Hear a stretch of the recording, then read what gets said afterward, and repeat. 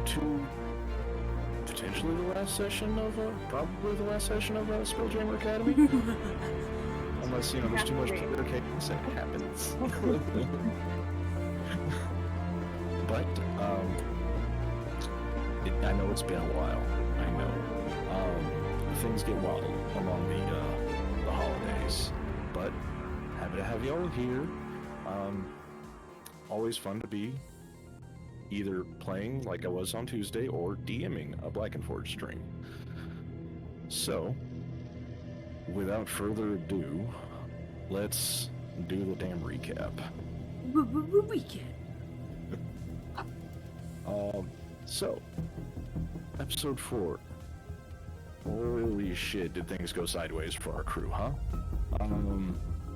The day started early with our crew getting hustled onto the Flighty Foundling, Hammerhead Spelljammer, to receive their mission brief from Bosun Tarto.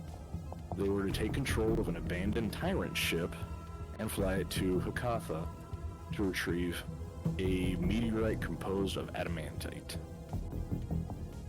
Now, our grumpy, smoke-shredded bosun damn near kicked the crew out of the ship once they docked with the tyrant ship, a massive orb of stone with structures resembling eye stalks coming out of it. She did do them a small kindness. She sent Petty Officer Winston Ryback along with them, as well as 3 other cadets to help Petty Officer Ryback.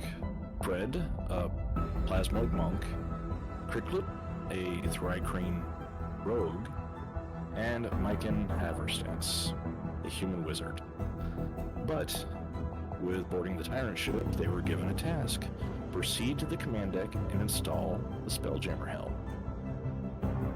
Despite Crystal wanting to be captain again, Faer was voted as captain of the unnamed tyrant ship, and Alistair used his grasp of magic to pilot the ship. This decided the crew had their first challenge: how to ascend the 80-foot featureless shaft to the command deck.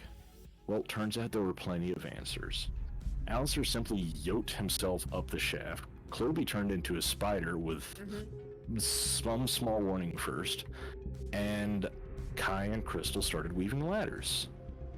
With their ingenuity, the task took a mere handful of hours, and they were able to reach the command deck with the helm in tow. You know, super fast. A few hours. To get a whole bunch of people up, you know, something with no handholds? Yeah, no, that's actually pretty fast. It was supposed to take longer, but y'all were smart. Best.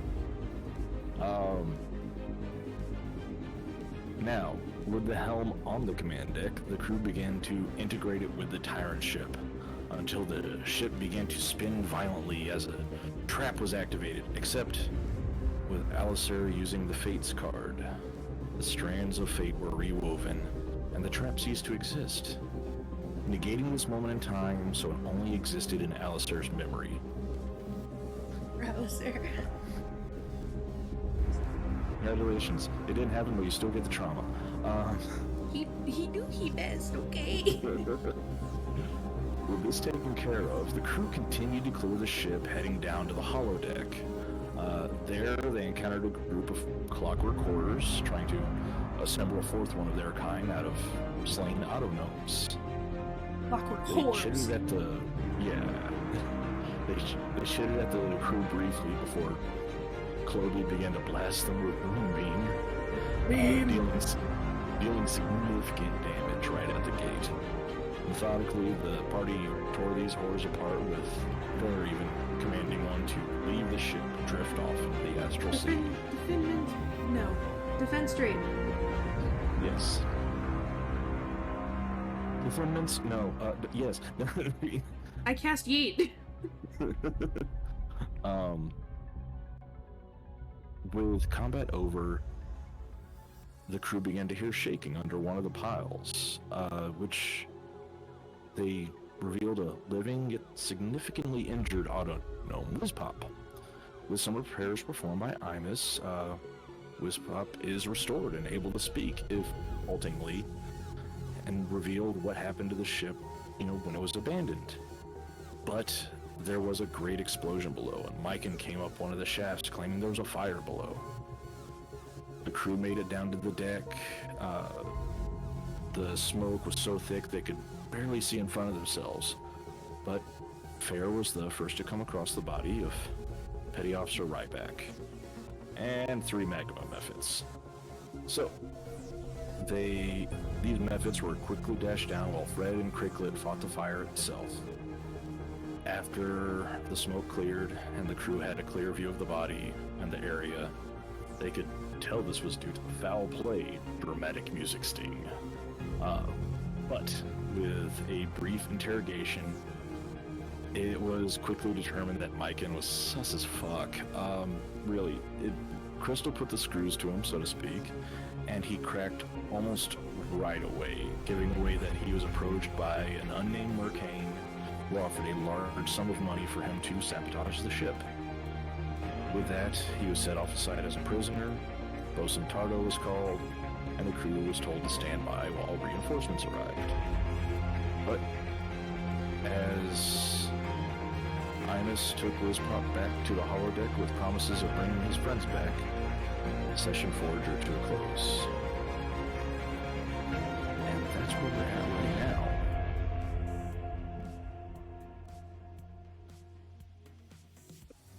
So,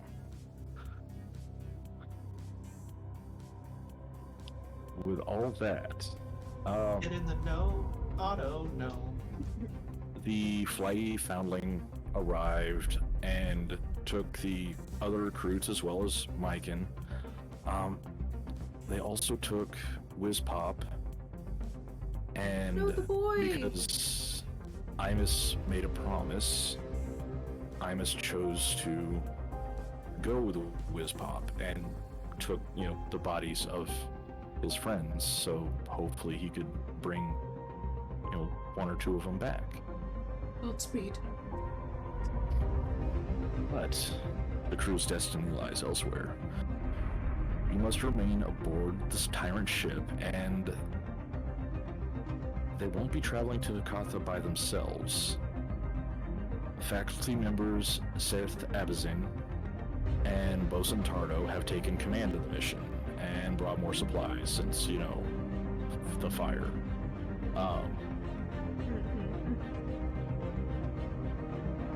Tarto grimaces and gnaws on her cigar as she assigns you all dull tasks. Meanwhile, Saerthe takes control of the tyrant ship with the newly installed spelljamming helm. The trek to Saerthe takes many days, and the planet's description didn't quite do it justice. It's a watery disk, thousands of miles wide, with a towering mountain called the Spindle at the center. Saerthe maneuvers the tyrant ship so that it hovers a few feet above the surface of the water at the Spindle's edge. Tarto flicks away the stub of her cigar as she takes a bundled up rope ladder so you can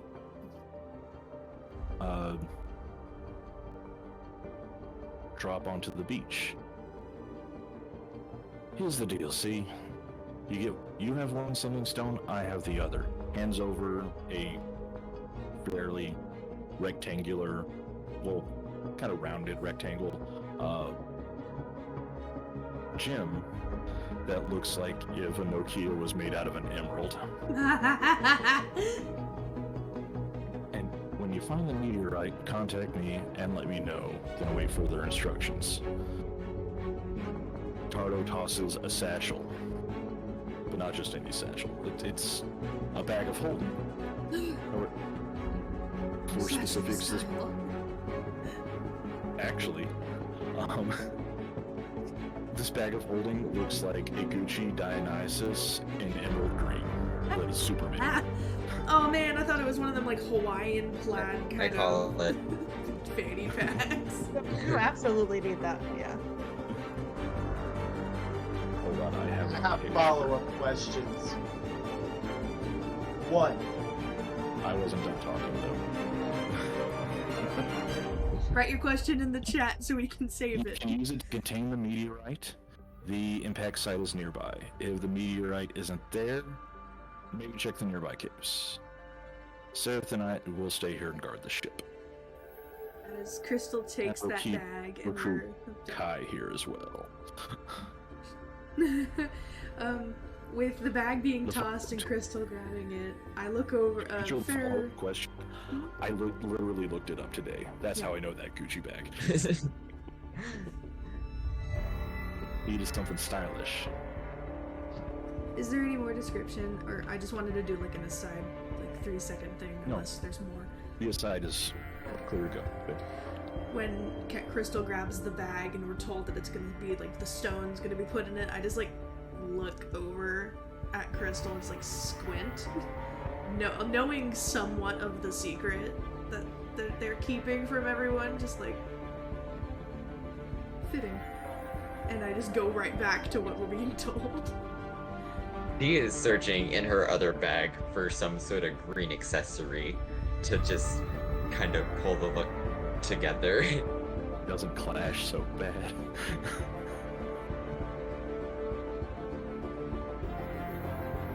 But yeah, no. Green in her coat, but she ain't wasting this opportunity. And who took the sending stone? Since I'm still technically captain, I guess I will. Reluctantly. Okay. But I look over at like Alistair and Astra and look back over at Kai and Chloe. I had already looked over at Crystal, so I just look at everyone else and try to like set my shoulders back and stand kind of confident. Like, yes, I am captain. I am in charge. I'm still the captain now.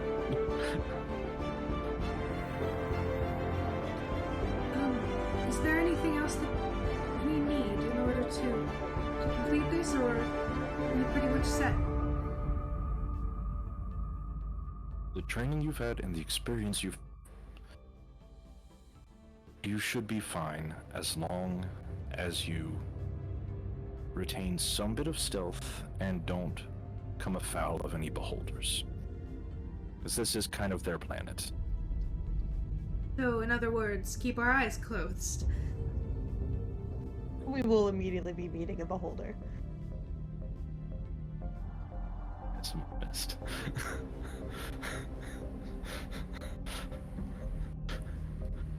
Well, we'll message you if we end up in any danger. Or, better yet, we'll message you if something goes horribly, horribly wrong. So, be expecting a call from us. I am expecting things to go awful. Okay. Woo! Yeah. Alright. Just for that, I'm gonna make everything go smoothly. Reverse I will psychology. say that's not a very captainly attitude. Crystal, it's I'm not the reverse it's reverse psychology. I'm trying to see what Chloe is doing. It's like, well, I'm gonna make sure everything goes right now. It's whatever. In that case, I'm gonna make everything go as wrong as possible. Chloe, no, wait, Chloe. That's here's the thing. No. Chloe is that. You say Chloe no, but then Blake's mind, Chloe yes. Of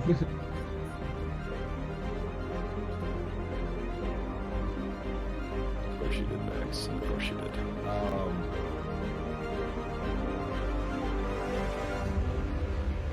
So, you've all dropped down onto the beach, and looking up at the spindle, you can see a blemish that looks like something must have struck it at great speed, shattering the rock and leaving a huge indentation. But whatever struck it tumbled down the mountainside towards the shore, leaving a furrow of melted rock. Yes.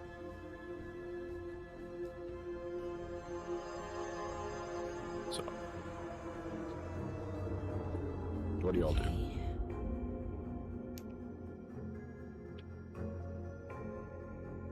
Can I get another description of the land one more time, just to know exactly what we're seeing? Yeah, okay, so, like I said, you're on a disc-shaped water world. The spindle's about 1,000 miles above sea level with, 200-mile across base. It's, fairly dimly lit because the sun's distant, and The rocky ground is fairly smooth, but there's not much sound from the shallow water, but distantly there's some seabirds. But, Seabirds. yeah, Seagulls. stop it now. First hellbirds, now seabird. Exactly. But, from where you're standing on the beach and you're facing the spindle because, or anyone that is facing the spindle can see, hey, something hit it. And then basically travel down to land somewhere, maybe about a quarter mile away on the beach. Yeah, I want to go look at the debris. What kind of beach is this? Is this like white sand, black sand? Is it nice and sunny, tropical, nudist beach? Bobby, please don't take your clothes off. Well, Oh, if it's a nudist beach, I'm gonna avoid it. the beholders are nudists, but you don't see any. But the sand is purple. Oh, that's awesome. That's so Cool cool. stuff. It's a reflex How decision. on my far part. is- How far is the nearest solid land? Maybe I'm solid. it's about a quarter mile away from where the, like I said, you're about a quarter mile away from the impact or final resting place of, the trail. And it's about another, I don't know, 500 feet up from there, where it's actually rock instead of sand. Well, let's start looking around this Crystal's space and see. struggling because she's still in heels. That's Every step unfortunate. you sink. Let's look around, everyone, and see if there's anything. I saw Astra already heading towards the brig. I suppose that's scatter? And see if we can find any signs of the Oh yes, meteorite. let's split the group immediately. Well, no, just like take a one search section pattern. in a search. Yes, like Okay, know, okay. a little scatter, like a in eyesight. Tiny scatter. Scatter. Tiny scatter. Just a, Clovey pulls a glass bottle out of somewhere, throws it on the ground, shattering it, and goes, "Scatter!" Chloe! That's all I meant! No, he throws it on the ground. It just lands softly in the sand. It's Oh. fully intact. Shit. Well, in that case, and I just fill it with the purple sand. That could be good as a souvenir. Sweet or sand art bottle. Okay, I gotta dip real quick to run and grab my dinner. I will be right back. And now I've got sand in my pocket. I would like to Sand. investigate the sand alongside Astra. Yeah. You fairly quickly make it to where it came to rest, but there's no meteorite to be seen. It can move. It has legs. Can I do just like a little investigation check? See what's up? How about a survival check? Wisdom. A survival check? I have a Yes. +5 to survival. I only have a +3, so get it. Or we can both roll, I guess. We'll see how it goes. Let's do it. Survival. I ended up with an 18. 13. I rolled an 8. They both pass. Okay, so What survived? about where the rock starts, there's 15-foot wide, 20-foot high cave mouth right at the base of the spindle. And with your survival check, you can determine that the meteorite was picked up and then carried away by a large giant of some kind, possibly an ogre. You're seeing that too, right? Well, yeah. Seeing that, we should probably go get backup. Yeah. I'm gonna start hustling, but I look funny because I'm sinking into the sand as I try and run. Let's kill it. Alistair, Chloe, Crystal, we meteorite's not in the sand, but we found evidence that it has been moved by possibly something bigger than all of us. Astra was able to figure out that it might have been some sort of giant or ogre creature just from the size of everything.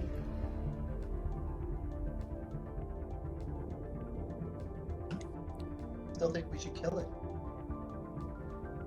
Or So rude. not kill it and just get the meteorite and go. Might be better. The thing, we think both the large creature and the meteorite are in a cave. Yeah, we think they're together. It's about What if the large creature is the meteorite? Well, that would really lessen the amount of things we have to do. I hope that the two Two separate birds, one things- stone, quite literally. Why don't you show us where the cave is? Yeah, it's about X amount of times that way. It's in that general direction. Alistair starts walking that direction. Oh, there he goes. Alright, well, I guess. Crystal, we're moving! So this is just how we're doing things. Okay. You're gonna have to take your heels off. We're going through the sand. Wait off. She's just struggling. Just Do you wanna like thinking every do you step. wanna like piggyback?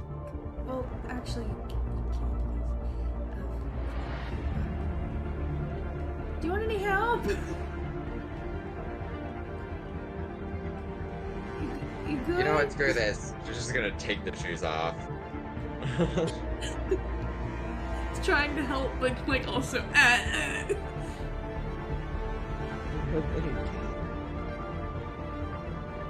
Yeah, she just straight up like unzips her boots, just let them off, and just. Oh, is it the sand? Is the sand cold on Crystal's feet? Is it hot? Is it? It's the sand's a little cool, just because, like I said, the sun's a bit distant, so it's not too bright and it's not too warm. But it's a nice, cool sand on I your take feet. my shoes off. I'm putting my feet in the cold sand. I'm running around. I know I'm the captain, but I look the most like childlike glee at the moment, just running around in the sand. I may be the captain, but I'm also a silly bitch. That's my MO. Alright, well, despite the running around in circles, eventually you make it to the cave. What's it? 15-foot wide passage, and putting the picture of the cavern in the chat. It eventually opens up into a large, rough chamber with a sunken floor. A misshapen, oblong lump of metal sits in the middle of the chamber. A sliver of light streaming down from the hole in the cavern ceiling gives it a dark blue sheen. But hovering near the meteorite are two identical creatures, each one a slimy green orb with a large central eye and 4 writhing eye stalks. Already? Wow! They only have 4 eye stalks, not a whole bunch. So they're not full beholders. Beholderkin.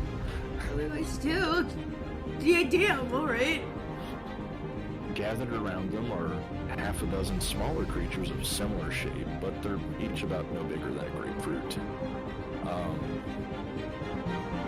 Sitting on a 5-foot high shelf overlooking the chamber is a massive yellow-skinned ogre with 1 cyclopean eye.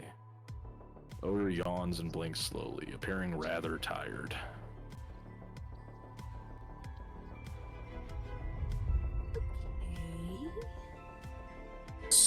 Okay, remind me one more time. How big is this chamber that they're in? It's about, let's say, 50 feet by 60 feet. Okay, and then how far are we away from them in this moment? I would say probably roughly about 40 feet right now. And then with that, let me get a stealth check from y'all. Oh, this is where we die. No, it's right. Oh, I have disadvantage on this. That's a problem. No. It's okay. They're 14. arguing, so they're not. 14? Uh-huh. Okay. Oh, Was that 11. disadvantage because of your chain shirt? Or does chain shirt not have 5. disadvantage? Oh god. I'm technically not classed out And for that's it, with a plus so 4 I to rolled spell. with disadvantage. Yeah. 16? I rolled a 17 on my other one. 11. Alright, so the 22. the spectators, the larger ones, pretty much immediately turn to y'all. Fucking great. Uh-huh. Alright. Hello. A+, love it. An alien voice in your head says, Mysterious outsiders, I am Spectator Orlob. This is Spectator Orlob. Each of us claims the right to guard the meteorite, but only one of us may do so. in a similar yet different telepathic voice, We call upon you to mediate our dispute at once. Wait. Sorry. Okay. You're Perfect. not trying to fight us. You need help figure I'm great at judging people. yes, Yeah. Yeah, what are your qualifications? Both of you. What makes you good enough to guard it? I genuinely, or not genuinely, generally think I'm better than most. No, them. What makes them qualified? Oh, your qualifications, Crystal. We know you're amazing, Crystal. Ash like, oh, well, obviously I'm better than everybody, so I'm gonna guard the meteorite. Well, it looks like nice treasure to protect, so I need to guard it, but I don't want that one's help. What are your credentials? Do you have a resume? What is resume? Ooh, that's not looking good for you, bud. What about you? Do you have a resume? You have a resume? What is a resume? No resume. Oh, neither of you? Okay. Grelob came into the cavern first, but I brought the gazers. Looking, pointing, gesturing with eye stalks at the little grapefruit-sized things. Okay. So he did get here first, but Suggestion. you did the workload. What's up?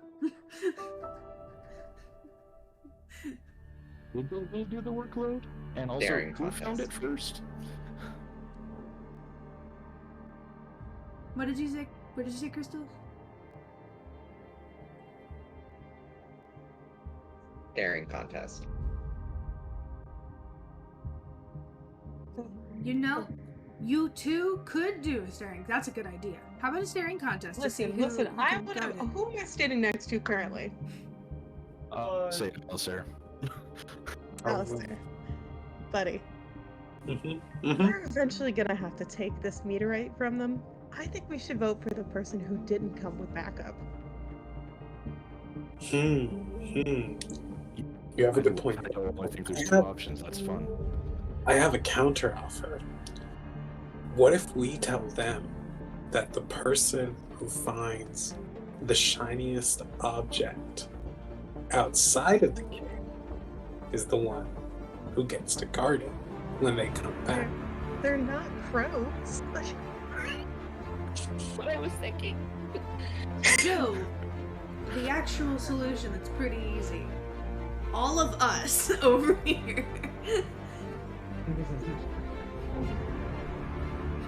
Let's make them look for rocks and glass. And what Grelob speaks up. I mean, the ogre found it, but and so they had it first. But Steve, where is the ogre? Shouldn't the ogre be here for this? The ogre is chilling just right off to the side, wanting to take everyone to shut up so we can go to sleep. Okay. Sorry, man. There's a lot of people in this cavern. We're gonna figure this out so you can go to bed, okay? I could watch it. I just want to go to sleep though. I'm sorry, bud. You have a long day? I mean, it's a heavy rock. Oh yeah, I bet. Well, yeah, no, I saw it land and I dragged it in here. And then these things showed up. Mm. It sounds to me like it's bigger than that, but it's way back in the mountain. Wait, what was that last part? That the ogre works for a beholder, but the beholder's like way back in the mountain. And that the ogre did not invite these spectators.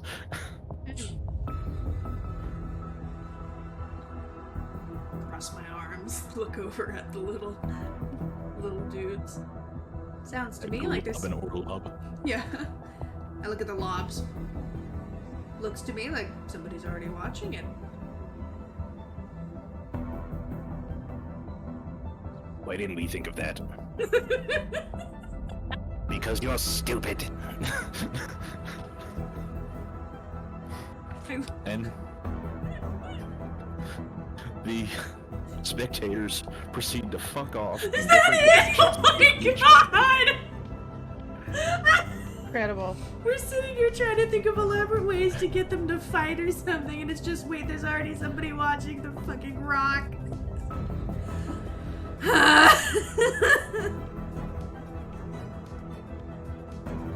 And it's like, I'm asleep. Yeah, you do that. You do that. And just like curls over, back facing the thing, and like almost immediately you hear the honk shoo, me me me. Like, He's tired. His back's to the meteorite? yes. Crystal, bang.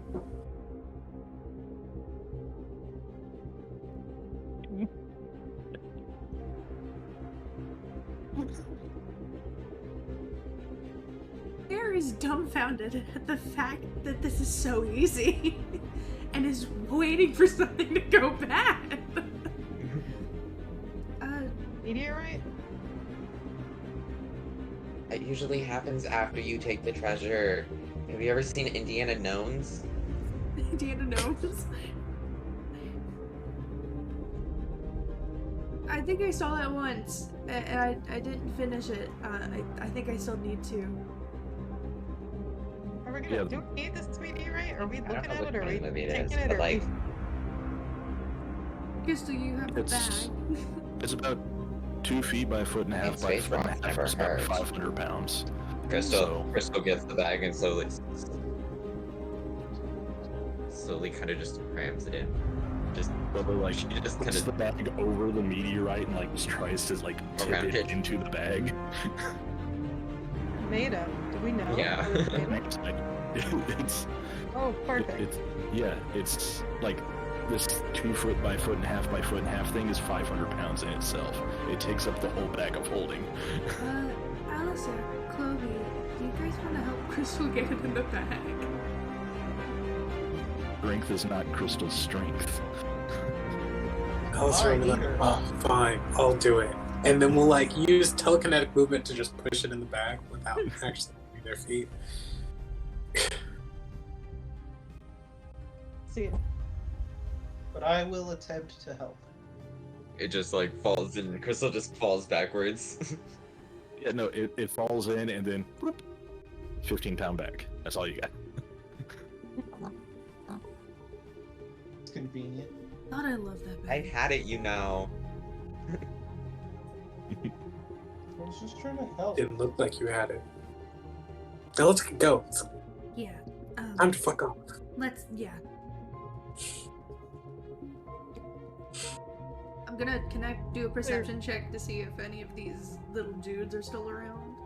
Yeah, Alistair goes to the edge of the cave and like wants to look around and see if there's anybody like outside the cave waiting to ambush them. I'm sorry, did I talk over you, Astra? I didn't mean to. Oh, you're- Okay, so Fair, go ahead and do your perception check.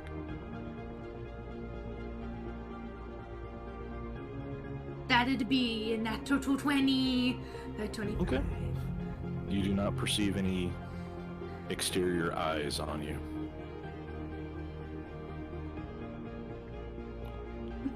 And Interior eyes. that's its own problem. Alistair, you wanted to check outside before departing? Yeah, before everybody else goes first. Okay. Perception? Yeah. I got. I'm just gonna roll it. 7. Said 7? Mm-hmm. Looks like a beach. So about as barren as you recall. It's clear, guys. Come on. Are there other exits from the cave, or is it just the main one? Yeah, there are other like routing paths, but 2 go past where the ogre's sleeping, and the other ones are where the spectators and the gazers went. I'll leave them. Well, if Alistair says it's fine, I'm sure it's fine. Because Astra doesn't have the knowledge that was a 7. Yeah, that's the difference between player and character knowledge, y'all. So hi Raiders, welcome in. Thanks for joining.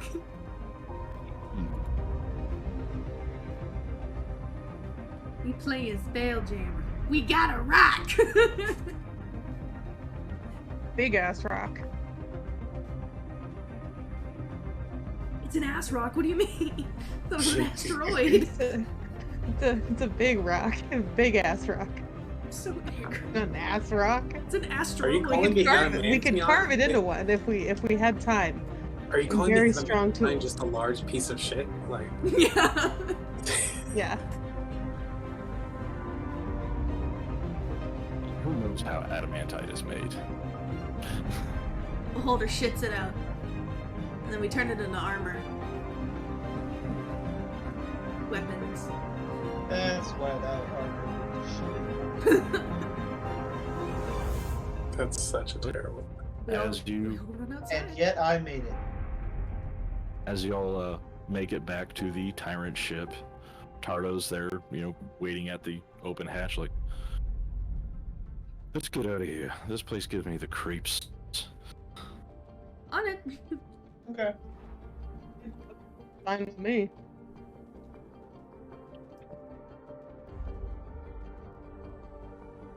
Well, And we did it. Tarto takes the sending stone back in the bag of holding, and with Saerthe at the spelljamming helm, the ship flies away, slipping past other tyrant ships on patrol, and course is set for Toro. Tarto lights a new cigar and says, "Now comes the easy part." So, it's been a few uneventful days, except for the revelation that Saerthe is an excellent dragon chess player. Tarto continues your training to keep your edge and stave off boredom. You've now memorized each card in the Wild Space Creature Silhouettes deck that she brought along. You gathered on the command deck at mealtime when Saerthe says, "Feels like an asteroid coming upon us." As the ship slows down, Saerthe remarks, "I'm sure I'm right, but go get a visual to confirm." And Tarto hands the sending stone back to you, Faer, just in case. Now, go stretch them legs. And nods towards one of the holes leading down to the holodeck. Oh. Alright. Is an asteroid coming? Well, shit. Hey, Astra. I was wondering, you're a wizard. You know some magic and things. Would you, I don't know, maybe be interested in showing me any of your spells? I'm always looking to learn. Absolutely.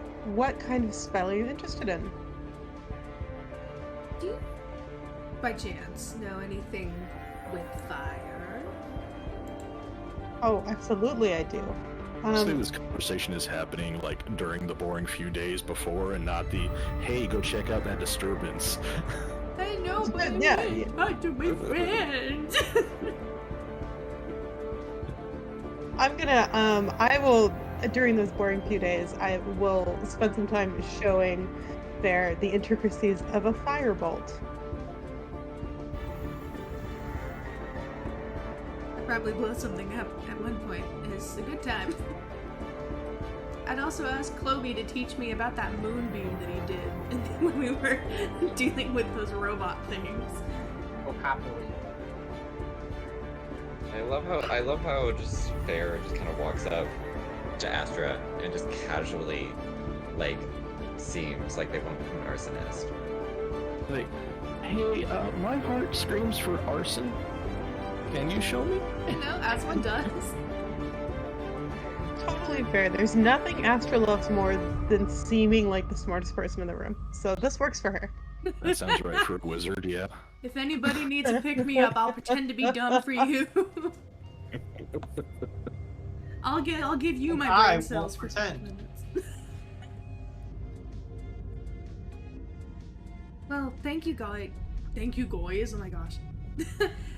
Thank you guys for teaching me the magic and things. Now I can make AoE stuff. It is a big fun. We need to go check down in the holodeck because, you know, impending doom and all that. Sure. I'll go with her. And let's go, or is it just Faer and Crystal will tag along. Astra? Fair, Astra, and Crystal. Crystal's bored at this going point. to Whole squad, defeat let's a go. monster. The witch squad is here. You make your way down the rope ladders, making your way. You know what? And once you're in the holodeck, you know, there's that gap around the inner core of the tyrant ship where you can still see out. And a rocky debris field floats just outside your ship's air envelope. About a half mile away, a pockmarked asteroid rotates slowly. It's at least 3 times larger than your vessel. Yikes. And I need a perception check from y'all. How dark is it? It's, I mean, they managed to set up, you know, torches and whatnot in the ship, but it's, you know, you're looking out in the astral sea. True. Can I got a 9. That's a 19. Can I activate my Eyes of Night so that everyone has 300 feet of dark vision? It's a half mile away. I know, still. Just so it's there. Also, did Alistair go down to the holodeck? Because I must have missed Oh, that. sorry, was I muted? I meant to say Yeah. muted. We're full Okay. squad. Well, that's an @1. Yeah. 6. I was probably preoccupied also with got a giving 19. everyone dark vision. It's a 19, and Alistair got a... Oh, We both got a 19, my bad. okay. Queso, is your internet being rude? Yep. Okay. Well, Crystal and Alistair, briefly behind the asteroid, see a brief glint of metal that looks angled like some kind of vessel before it disappears behind the asteroid. We should shoot the asteroid. With what? Like, just like destroy it, shoot it, or just like, you know, see if it lives? Oh, and there she goes. There she I just saw something dead behind the asteroid. If we shoot it, maybe we knock the asteroid into it. on the asteroid?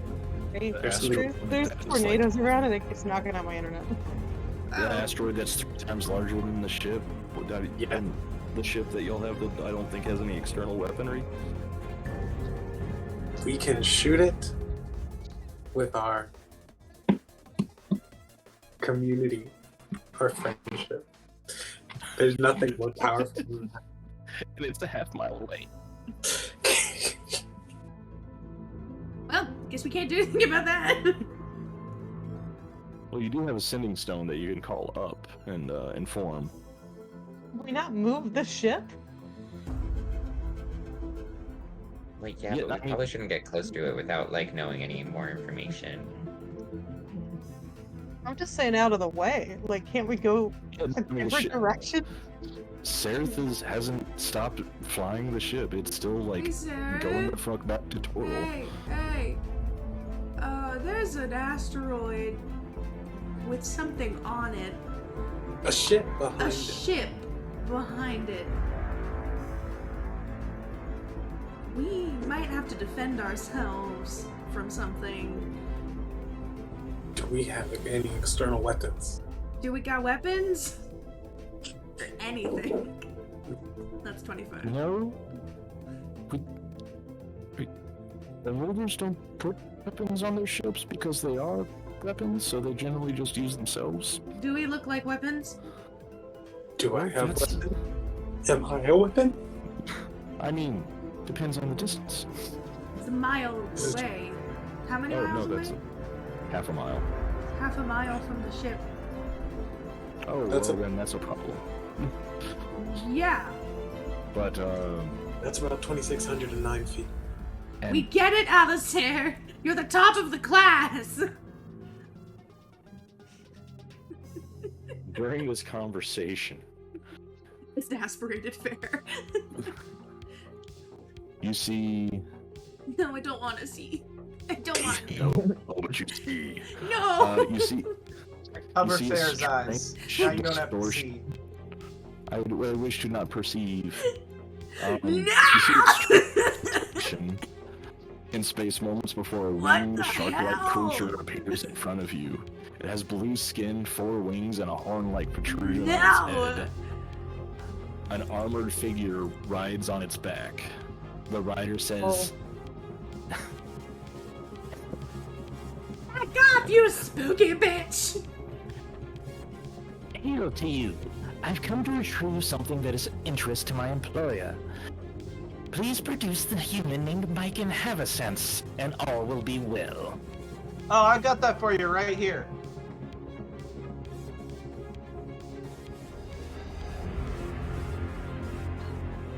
I swear, Blake, you just drunk Uncle him through life. The best way to go about it. How attached are we to Michael? I'm not. Because he's not on the ship. We don't have that, sorry. We have no sense. We had to 86 that one. Oh, we're out of stock online of that, unfortunately. What's here? Where'd you It's get that currently on info? back order, but we can put you on the list. Contact you in 4 to 6 months. You're risking your life to protect a traitor. He's not here. He's not here. Who told you he was here? Yeah, if we had him, we'd give him to you, to be honest. I don't give a shit. Like, I don't care. We just don't have him. We're transporting adamantite, not traitors. Like, come on. Oh. Let's there. Don't tell him that.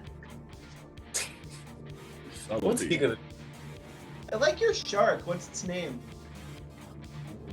While y'all were having this argument, this armored Githyanki was spoiling for a fight.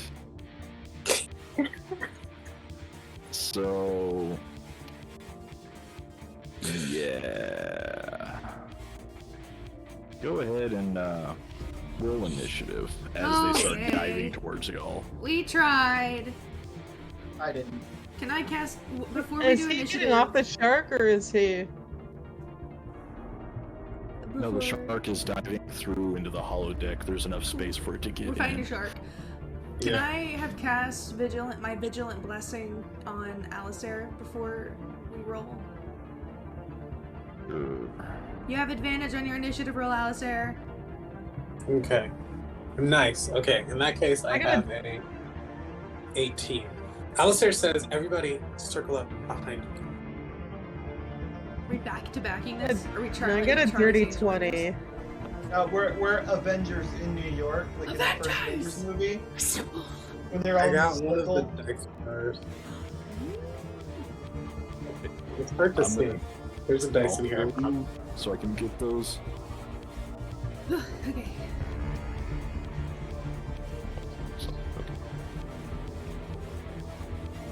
All right. Alistair, what was your initiative? 18. Astra. Dirty 20. I get dirty 20. Okay. Crystal. 22.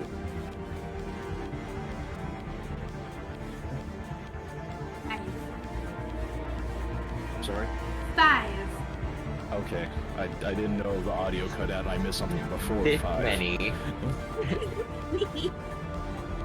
And Chloe. 8. All right.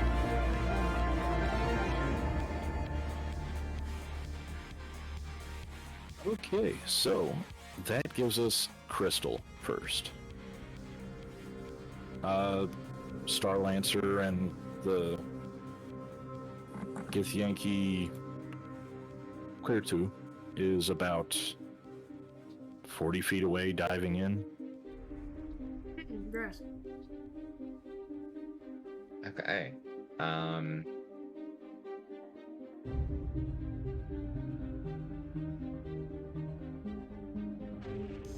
I am going to.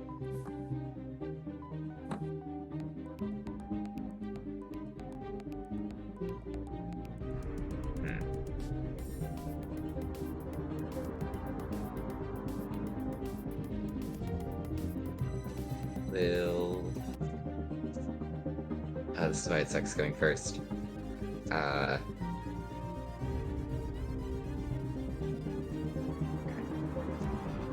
I will just kinda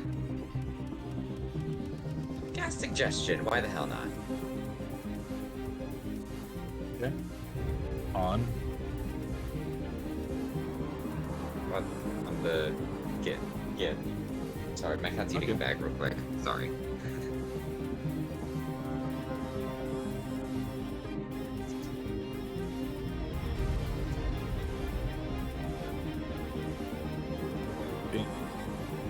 Using the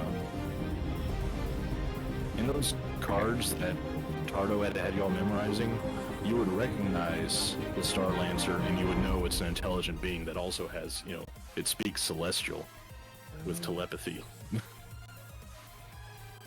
So So I can. you can Okay. suggest that Can I too. suggest that instead? Yeah, no, you 100% could. Okay, I'll do it on him then.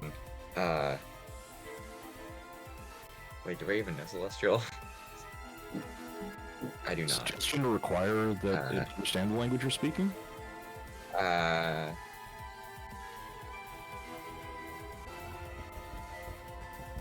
a sec. It, that can hear and understand you.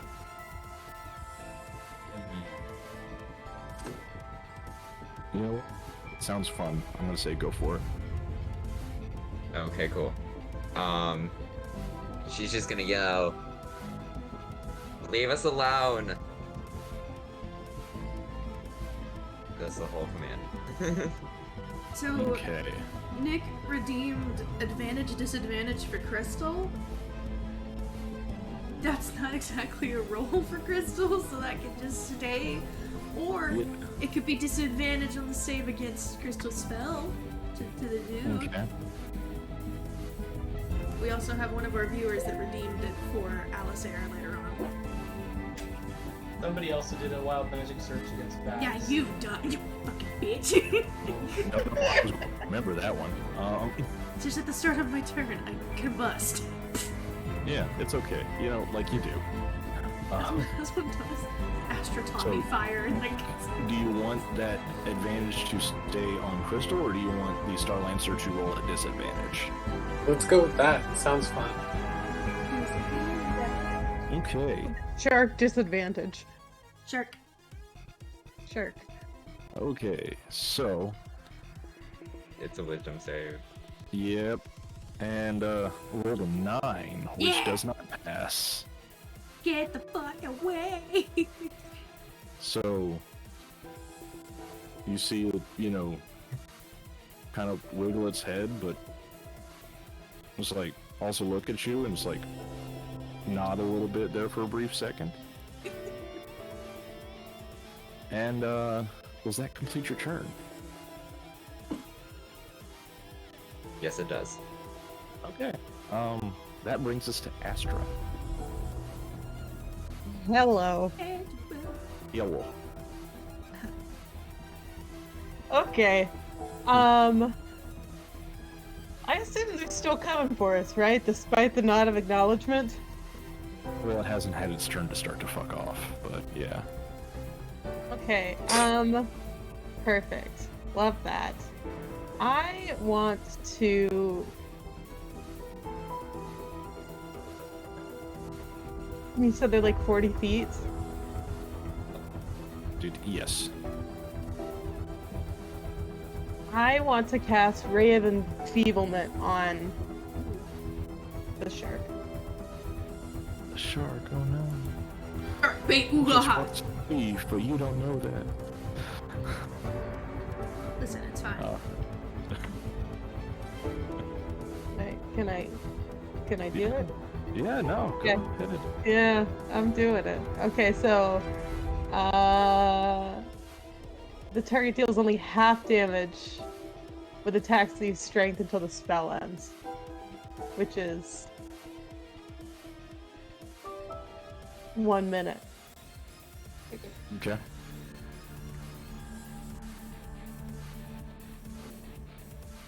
With con saves each turn. Mm-hmm. And the con save is 14. Okay, so roll to hit. Mm-hmm. I'm just making sure that it's okay that I attack the shark. Yeah, we like that. it's I rolled a 17. that will hit the shark. We'd love to hear it. Maybe.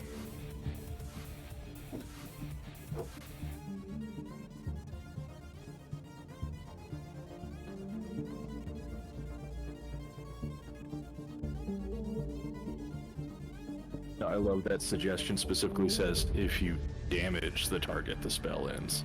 However, this doesn't damage.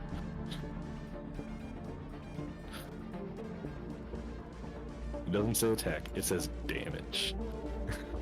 Lovely. Okay. Lovely. I want to yell to the group. It's like, if we hurt the shark, my spell won't matter. So maybe aim for the man. The Githyanki. Well, the shark's gonna leave us alone anyway, so it'd just kind of be dumb to that. Well, I've already done it. I'm casting a spell as we're having this conversation. How do I know the shark's gonna leave? Astra looks at you like you're crazy. These things are all happening within like Because- split seconds of because each I- other. Yeah, it's like, oh! Because I speak shark. A whole turn happens in like 6 seconds. It's just the margin, like a 22 versus a 20 in initiative, marginally quicker with the suggestion. Okay. That's it for me. Okay, that completes Astra's turn. Yeah. That's all I Alice. wanted to do. Okay, I need you to come on a journey with me, right? So, how far away is this guy from us? About 40 feet. About 40 feet. Okay, Alistair wants to. And is he outside or is he like in the deck with us at this point? Just outside of the holodeck. Okay. Like Then the Alistair tip wants of the to. Star Lancer's horn is like poking into the air bubble. Okay, perfect. Then Alistair wants to move forward about 10 feet, so there's about 30 feet of separation. And I would like to use telekinetic movement to pull him 30 feet, like specifically the guy, the Gith Yankee, like 30 feet closer to me. Rip him off of it. Basically. Now, the only thing is I can do it with an object or a creature, but it technically has to be a willing creature. Do you think? Because he wants to fight, he wants the smoke. So Alistair is trying to make it easier for him to get the smoke. I'm trying to help him. I'm trying to help him. Help me help you.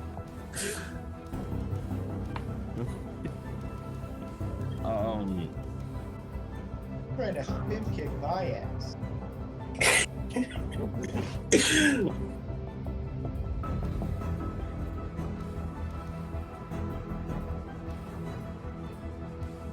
As it cannot perceive your intent, it is not willing? Or just not willing? No? I'm gonna say no. It sounds Dang. really cool. However, Like, that's like if I- a telekinesis thing to do, not this. I just can't move 30 feet with telekinesis. Right. Yeah, I mean, so I'm it's like the 7th level spell. if he like, oh gosh, I'm like, can Alistair? Okay, I guess in that case, if Alistair said like, you know, like if you want to fight us, then I'm willing. Like wants to. I don't know. I'm trying to think of the best way to like coax this guy. Yeah, I'm struggling in this moment. You're a fellow Gith Yankee, so that's. Then again, you weren't raised in like the cult. It's weird. You could always like rip your helmet off and yell, "Fight me with honor." Yeah. Yeah, I feel like I think Alistair is going to go that direction. He's going to take off whatever helmet they're currently wearing and say, like, you know, if it's a fight you're looking for, I will give it to you. And is going to try to pull him closer to him to see if he's willing to fight him.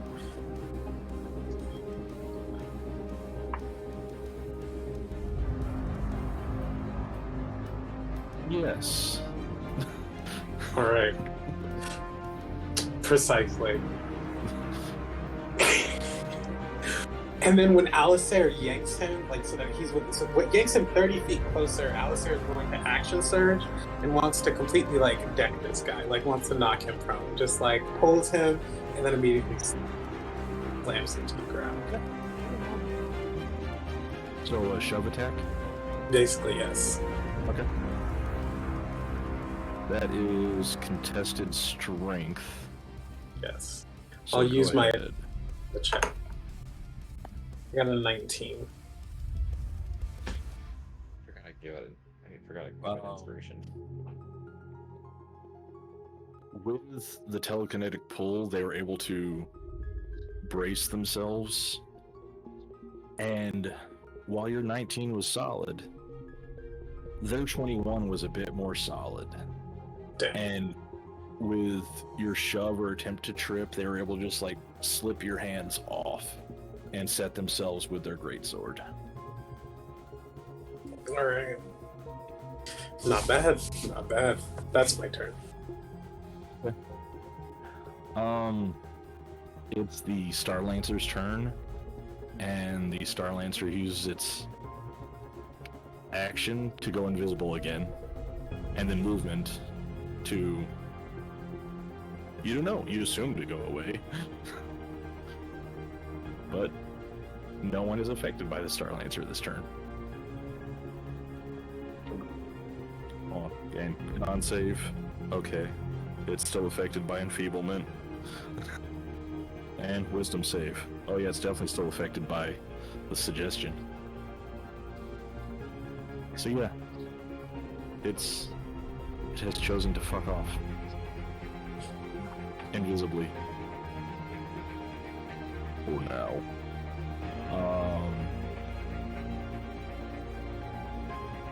that brings us to the Githyanki. Kurtu. Yeah, Kurtu.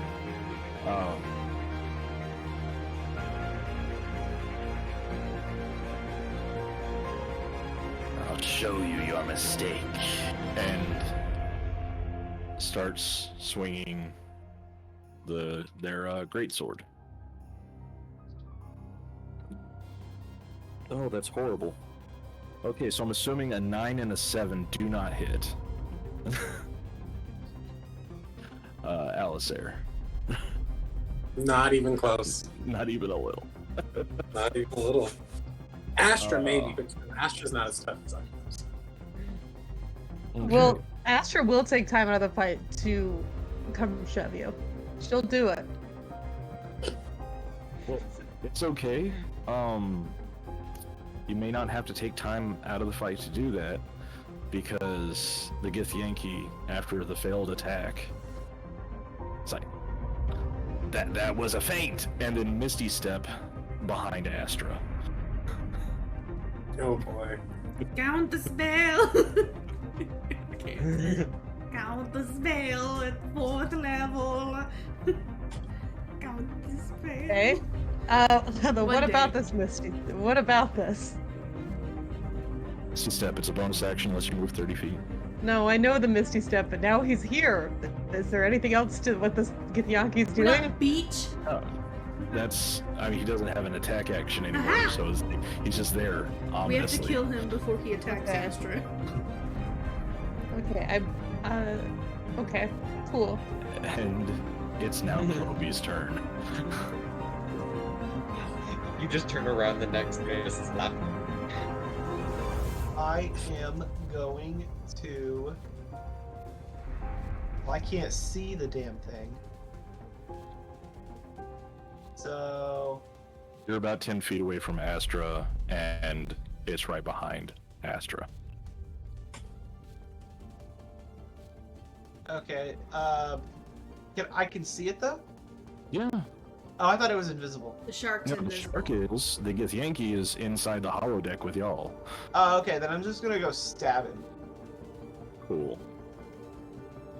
So that's a Roll for stab. 21 to hit, That hits.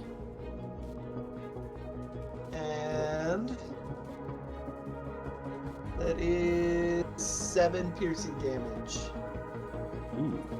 Oh, good. You managed to make it between a gap in their armor. Ah! And congratulations. You have stabbed. Yay! Okay, that's my turn. Alright. There. Do you want to do the wild magic Yes. first or after? Now, Yay! your exposure to the astral sea is some strange effects, causing a surge of the wild magic of wild space in you. Go ahead and roll me Yeah. that percentile die. So I got an 8, and you know how I jokingly said Astra taught me fire? That is quite the temper you have there. That is prediction of like the computer Oh. listened and said, "You want fire? I'll give you fire." So I cast fireball centered on myself. Okay, so that means just about everyone except for Alistair is within the radius. And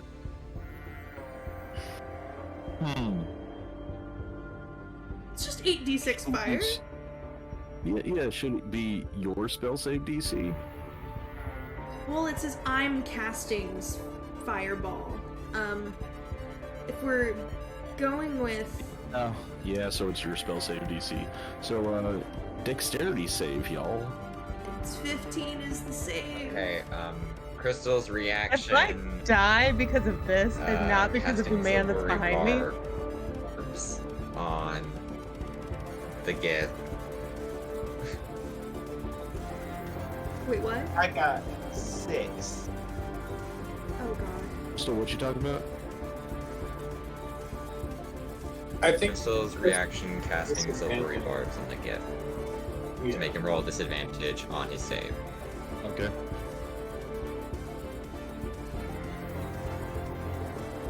Why? And Why? Oh, and then choose a different creature. I'm giving advantage to Astra because they need it. My save is 15. If you failed, you take 30 points of fire damage. I know it was less than that, but okay. So I have 5 hit points left. Yup, me too. Me too, homie. Anyway, How you doing, Astra? I'm stressed. Have you rolled yet? I rolled an 18 and an 8. You pass. So you Okay. take 15. 15. Crystal's saving my ass over here.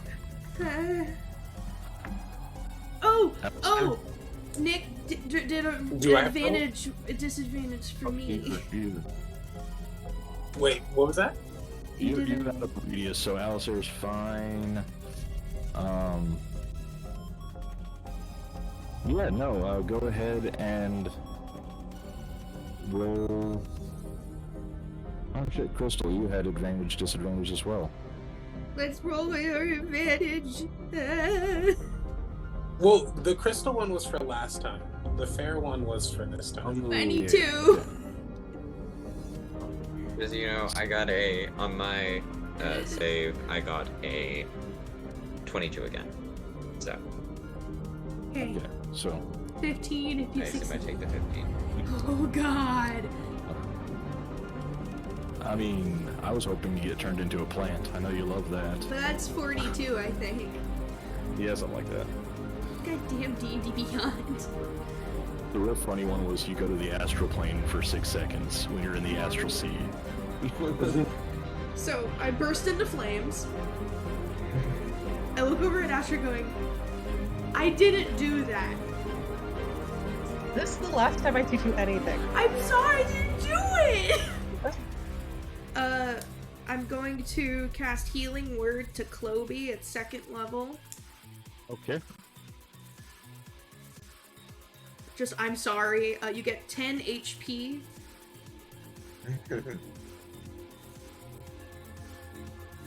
And Thank you.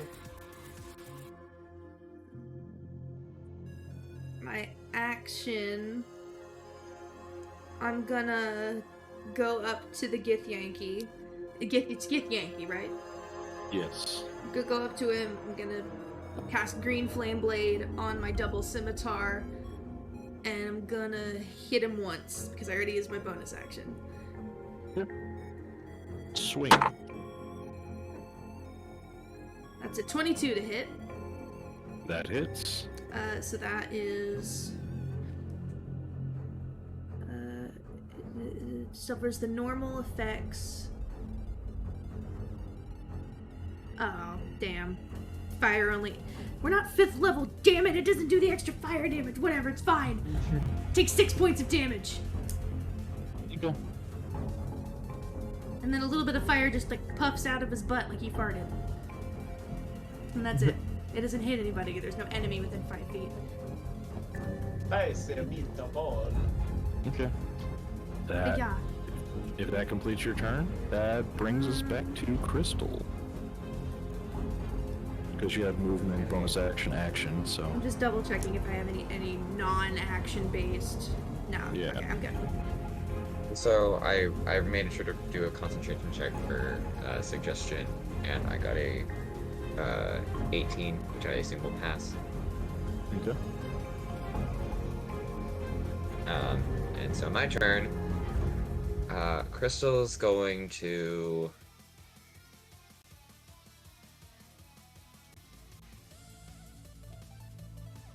She's gonna run up and try to stab the dude in the back or something, whatever position she is in relation to the gift Yankee.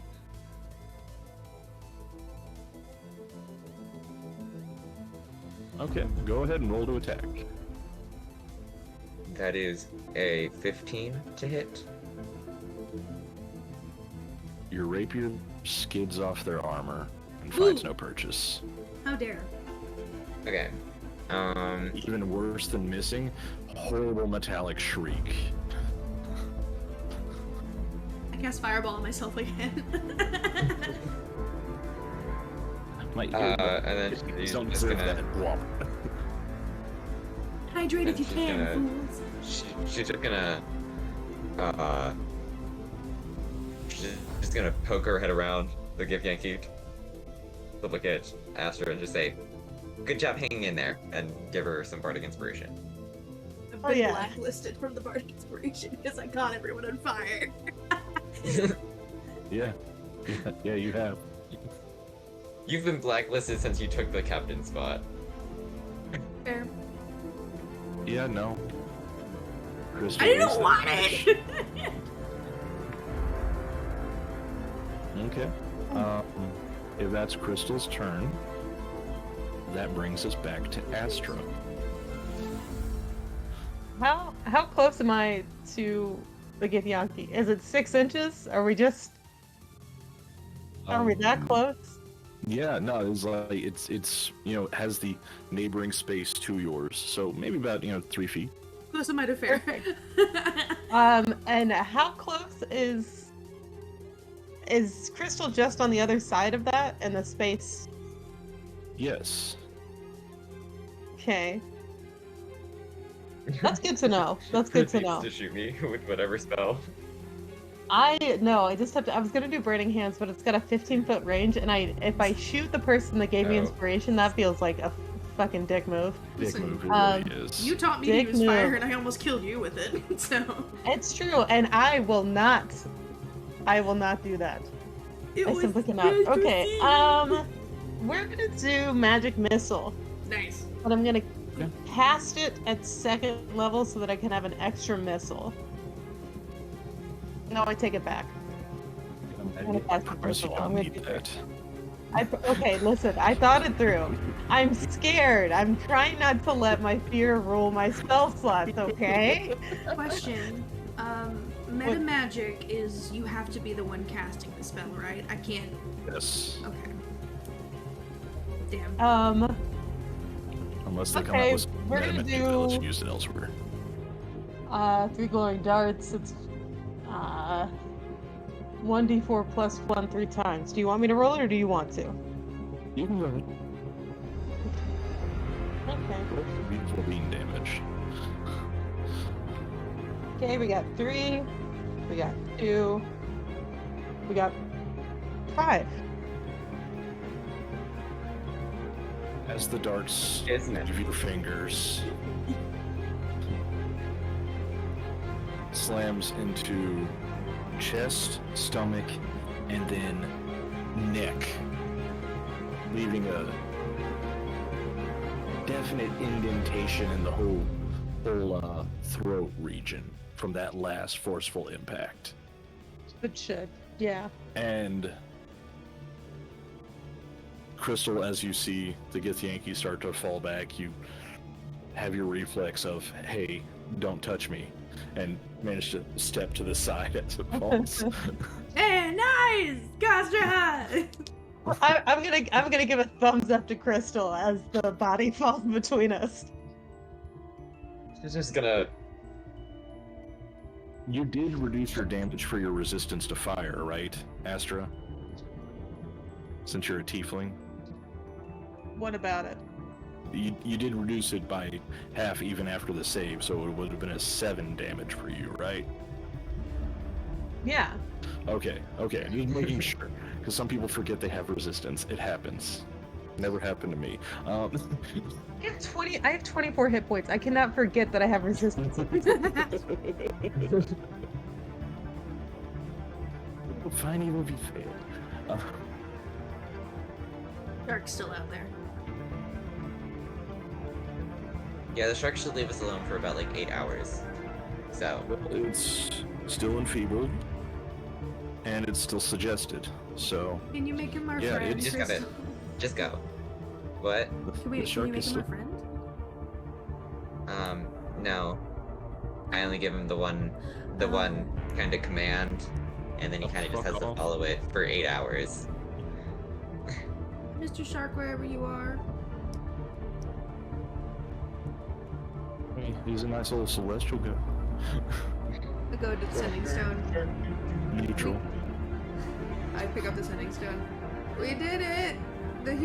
We took care of the problem. Please just step on it now. What was that explosion? I don't know. I burst into flames. Fucking don't do it again. I don't know how I did it in the first place.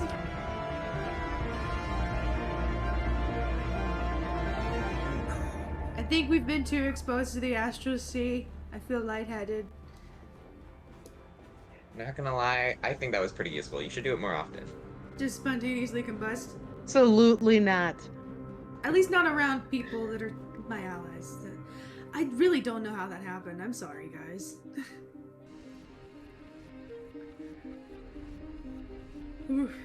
Takes it down to the holodeck, and those of you who have looked at the Githyanki's corpse see a sigil on their left hand. What kind? What's his greatsword like? Can I pick that up? Yeah, you can pick up the greatsword. Sarah loots the body. It's not, a fabled silver sword of the Githyanki, but it has some odd angles that, you didn't really experience growing up as much on Toril, but it's a very well-balanced blade. Alistair's gonna take it, put it in whatever scabbard they have for their greatsword. Or just take the other guy's greatsword and wear both of them on their back. It's like just all the weapons, including the great axe you have. Yeah, including the great axe. Great Final sword. Fantasy Yeah. character. Yeah. If there's one thing I can count on Nick to do, it's be anime as fuck. Yeah, the sigil on their hand, it glows a little bit, but it's not in a language y'all recognize. Can I cast Spare the Dying? You want to spare the dying on the Githyanki? Yeah. I don't know, he was kind of a dick.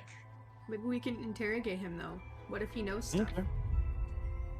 Go ahead. You guys, I have comprehend languages. Do you guys want me to find out what the thing is? Yeah, do that. I cast Spare the Do your Dying. thing first, Fair. Because I don't want to give up this sword. I just go over, I put my hand on the Githyanki's chest, and a bunch of constellations seep into the wounds. Specifically the one in the throat that was emotional damage. Well, you can see a slight, flutter in the chest, and, there's a thin, reedy pulse you can see, in the neck. Okay. But definitely not conscious, still fucked all the way up. Is it just us down here, or...? No, Tarto came down. Okay. And she looks at this. Good job, cadet. We Literal second that Clovey notices this dude is breathing again, he has his dagger out, he just goes to stab him in the chest. Chloe, stop! okay. No.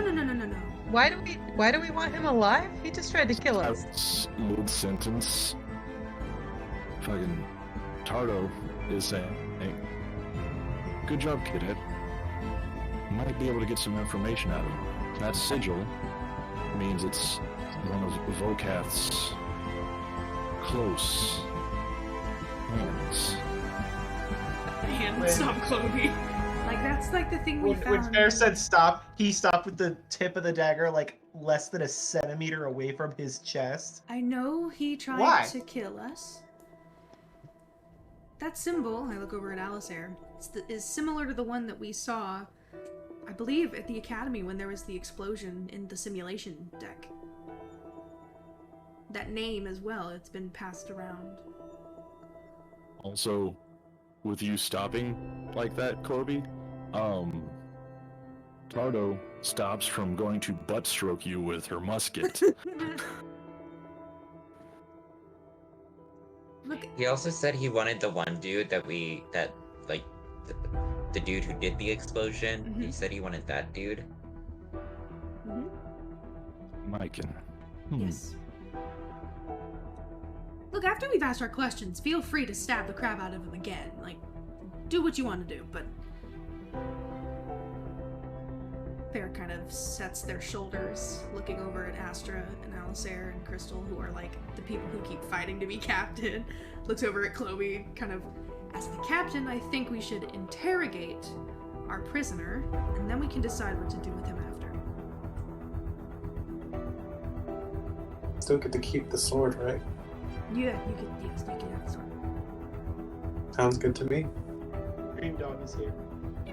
And to prevent any of y'all from using spell slots, Any magic if you Tarto uses healing word to give, minimal life to this Githyanki, so that questioning may happen.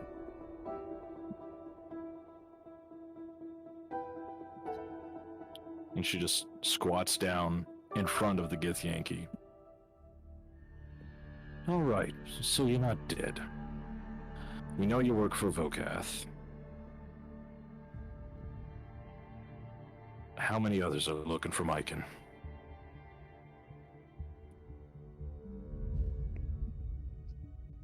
And it's like looks at Tarto. You weren't even. I'll speak to the ones who defeated me. You had a nice nap. Ooh, I kind of did that.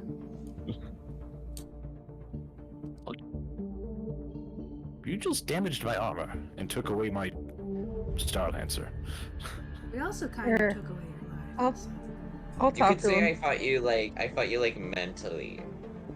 Like, the Battle of the Brains is just as important as, like, the clashing of swords. I got in your head, and that's why you lost. Scoot over so Astra can kneel down near the Githyanki too. Sounds like something that someone who can't swing a sword would say. Oh, do you want to see me swing a sword? Astra, you wanted to talk to him? Okay. I'll Crystal, lean no. down. I'll lean down to this dude. Puts the sword. I'll do the same thing. It's like, listen, we don't have this guy, so I assume you've got scouts looking for him in different places. How many of you were out there? Well, my ship has full Gith and full Githyanki on it. But there are other ships. Several Where's- of them. Where's your ship? Stop it. You're gonna die. My ship? Behind the asteroid. You, behind you, the asteroid.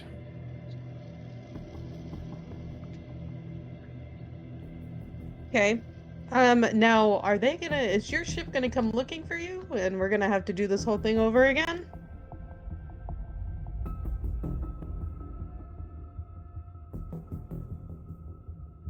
It's going to follow your way. Fun. Okay, great. And now, can you think of anything useful that would warrant your continued, living, breathing?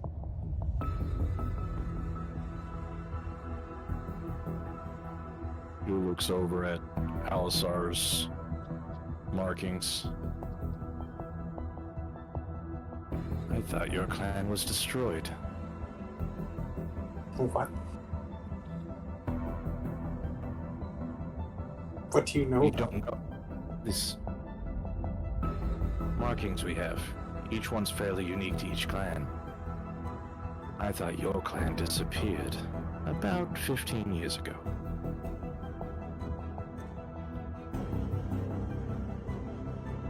Where? I'll look up at Alice there and I'll be like, would you like this gentleman? Is this a private conversation you would like to have?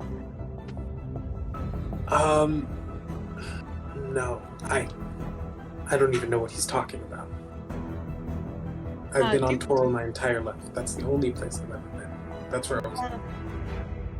Okay, so what do you know here about my friend's clan? They were attacked by, I assume, humans, but in a ship, well, not like this one, but a hammerhead. You said And about 15 years ago? About 15 years ago, yes. Alistair's about 15. Oh, listen, do you not talk to your 17, family? 15? Have you heard from them? You write letters or anything?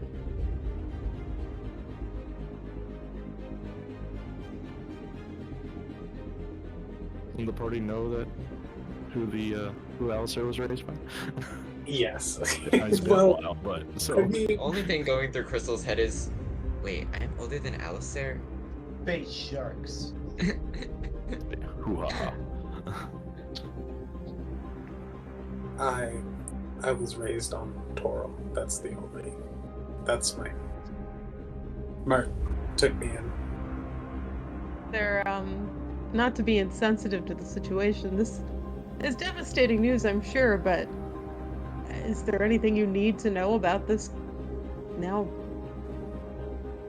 defeated clan? Where were they? They were actually outside of Athasian space. Does that mean anything to Alistair? Like that area? He's heard of Athos.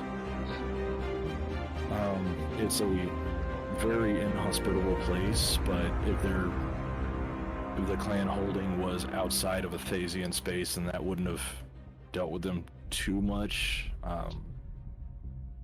But it's not uncommon for Githyanki to pretty much stick to the astral sea. As Cloby could tell you, it pretty much prevents you from aging. So, the longer you're in the astral sea, the longer you can do your thing. But you also know some of Mert's younger adventures were in Athasian space in the astral sea.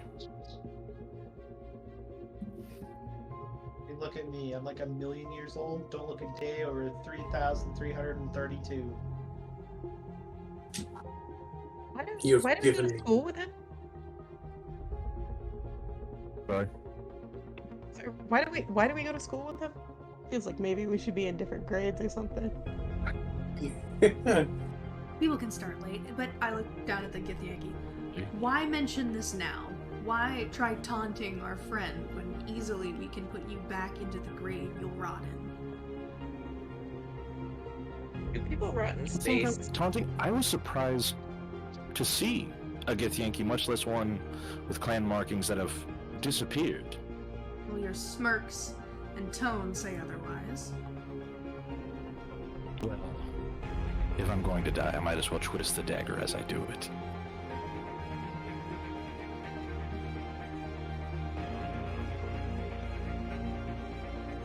Your friend's on that Listen, asteroid. I think we should kill him. He said Alistair his ship's pulls- gonna follow either way. Obi's still sitting with his dagger like a centimeter away from this dude's chest. Alistair pulls out his, like, not Alistair's own sword, but this Githyanki's sword.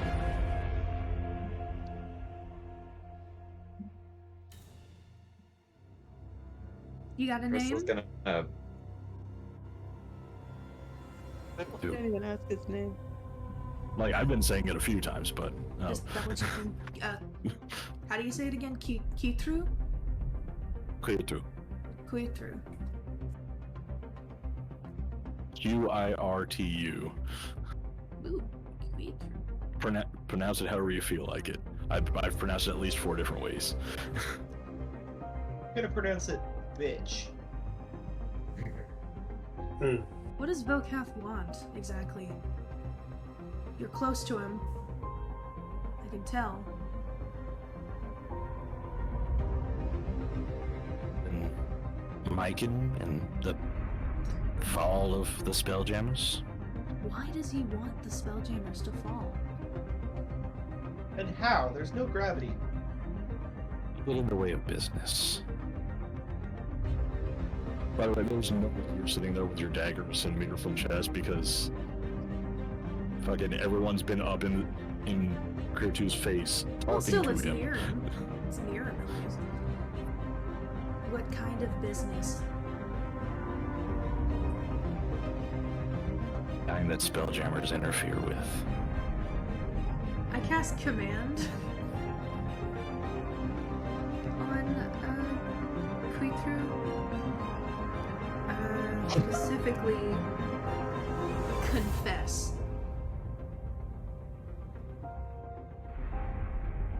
Here's the thing. Different entities operate in cells, and if you don't know what the other cell is doing, you can't rat on them. Still, So, we were here to get Miken, kill him, and prevent him from talking. So Miken knows something.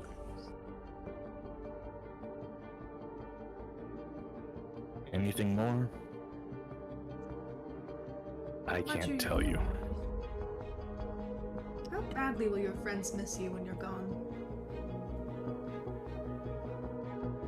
Or are you just an Scout. accessory? I'm not the captain, I'm not the Spelljammer. I'm a scout. My Lancer might miss me, but Can your Lancer find you in the Astral Sea?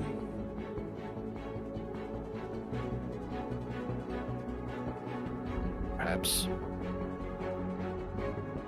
depends on how far away they are. I think we should test that theory.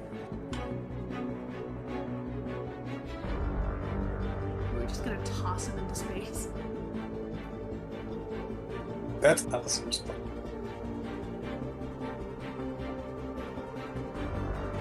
This whole time, Crystal is deep in thought, but none of the thoughts are relevant to the conversation. Does green It's actually just like- really work from the bag of holding? I should try green. And then with the, we'll bury you in the grave, you'll rot in. She's just like, how, rotting is, don't, what? You need dirt. And just every single thing that has just not lined up with her logic. I look over at Alistair. This one can be up to you, at least. Because it Anybody else involves have you. any other questions for him? It's not worth anything to me. Crystal's gonna draw her rapier and point it at the dude. Pecan or pecan? Don't know what either of those are. Wrong answer. Honestly, that's probably for the better. She'll stow the blade. It or Jiff? If you're talking to them, half of them call themselves GIF, half of them call themselves GIF, and there's always a fight, and they never resolve it, and I don't know what's going on with it. Yeah, no, let's toss this one in the Astral Sea. Did I stab That it is- first? That is actual lore. You already stabbed him once, just toss in the Astral Sea like Alice here once. You can cut his Achilles tendon. Alistair puts his Cut into Achilles' helmet back tendons. on. Why don't we just like put him in like handcuffs or something? Used for floating in the astral fucking sea. I don't care. I was told I could injure him, and I did it. Roll to attack.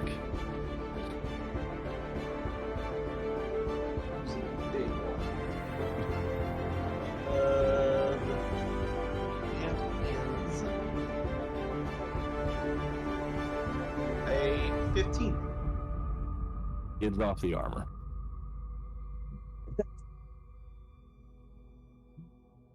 You tried. Have inspiration. You tried, Chloe.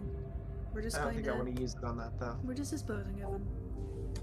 Fine. I will have my revenge. Maybe. Alistair puts his helmet back on, drags him over to the airlock, and then just tosses him out and says, I hope your Lancer finds you. I don't. Hey, maybe the shark will come back. They Are may you know. dropping concentration?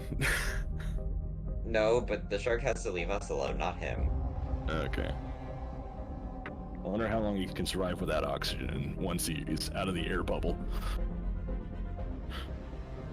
We'll find Oh, out. I was gonna Wait. give him his helmet back. What's that?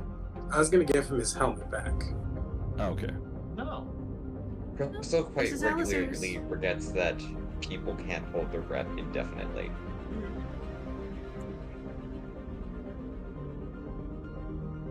Well, if he has his helmet, it's basically functions as the air bubble spell for an hour. Well, So, his Lancer has an hour plus however long he can hold his breath. Or the shark has that long. yeah, that's the Lancer. What's a Lancer? Oh, that's a lancer. I thought, oh, Yeah. okay. Shark thing is Star Lancer. Oh, okay. I thought they were like two different trails. No. Over to Tarto. Well, he's out there now. And the rest of his compatriots are on the back of an asteroid that is hurtling towards our ship. To follow us back to the academy for Micah.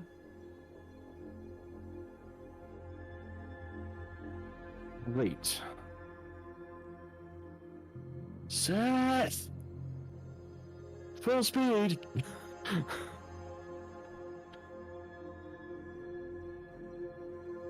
And you'll push on. You feel a slight thrum and a little bit of movement and pick up speed. I go over to Alistair and kind of tentatively reach my hand out to his shoulder and just kind of pat. You okay? I didn't even know I had a clan. Points to like the markings. I can't even read this. I don't know what it says. Well, you've got us as your clan, and if it's Do any you, consolation, do you I know? can't read that either. I don't know. I don't know how it works. I don't know if it's a language or if it's a picture. But We can try. I can- Maybe. if you let me touch your face, we can find out. Alistair nods hesitantly. Okay. I want to cast Comprehend Languages as I gently touch the markings on Alistair's face. Can I tell what they say? Or You know what? Arcana check. Because they're literally Guidance. on the side of his. I give you guidance. I have a +6 to Arcana. This I should be know, easy. but You want us to have see, inspiration? Okay, All the that's things. fine. all the That's things. fine. Okay. How's a 22? Okay. Let me find something to bullshit a name. FantasyNameGenerators.com. Grungus Bungus. Scrungus Bungus. I'm Would it just going be to Astra's speak last to- name? Turns out we're long lost cousins. Oh my god. Oh no! Then this friends This to is lovers worst thing can't nightmare. happen. I don't see a last name on Astra's sheet, so I don't know. He doesn't have one. Okay. It's L''C, Astral C. Yeah, the ship blows up. Rocks fall, we all die. They cast fireball on themselves again. No, goddammit!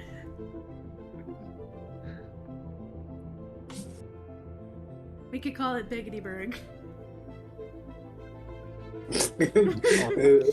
What you get out of the markings Welcome to Biggetyberg. are Clan Arvad. Arvad. Okay. I relayed this information to Alistair. I don't know if this will help, but at least you know now.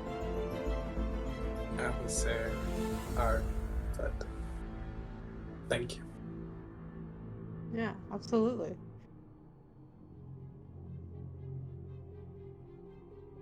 And now you have questions for Mert. I do. I definitely do. Are you my dad? Who am I?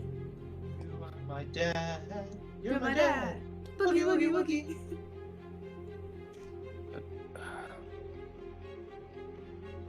You've had 10 days, so make sure you get in a long rest. We group To hug get- Alistair the entire time.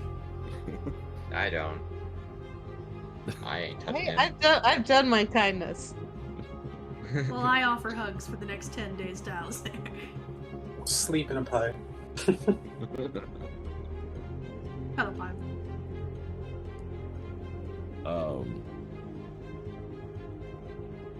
And you know, things have been fairly calm making it back.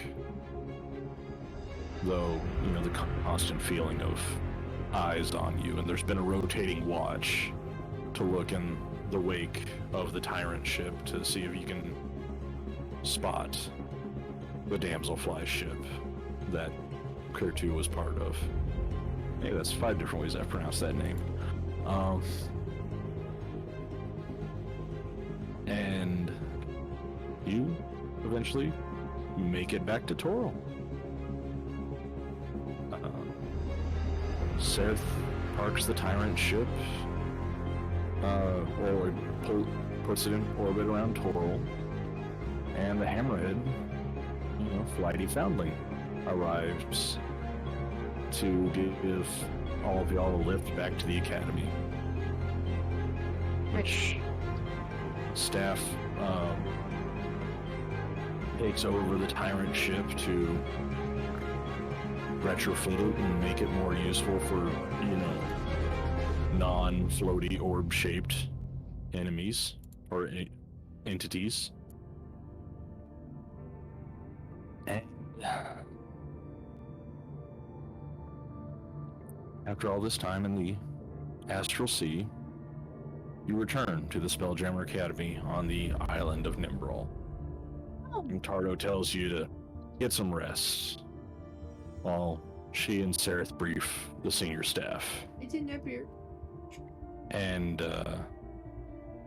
but they order you to, or Tarto orders y'all to stay away from Miken. He's locked up in the brig and under guard. Right, stay away from him. The thing we're totally gonna do. Alistair busts into wherever the barracks are and says, "Let's go see Miken." Yep.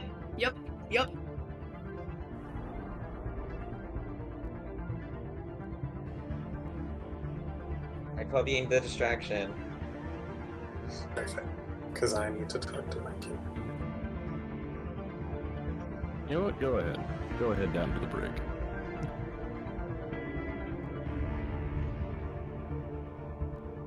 We will not finish the campaign today. Never!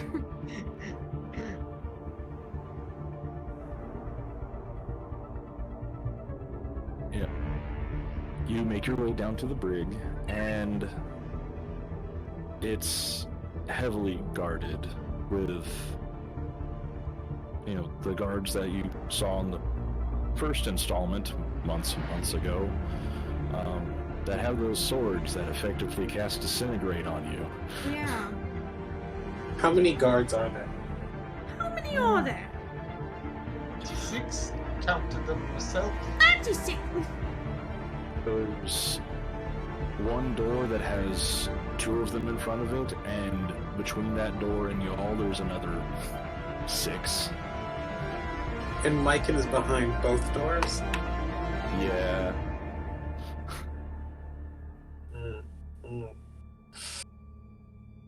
Alistair looks to Astra. God.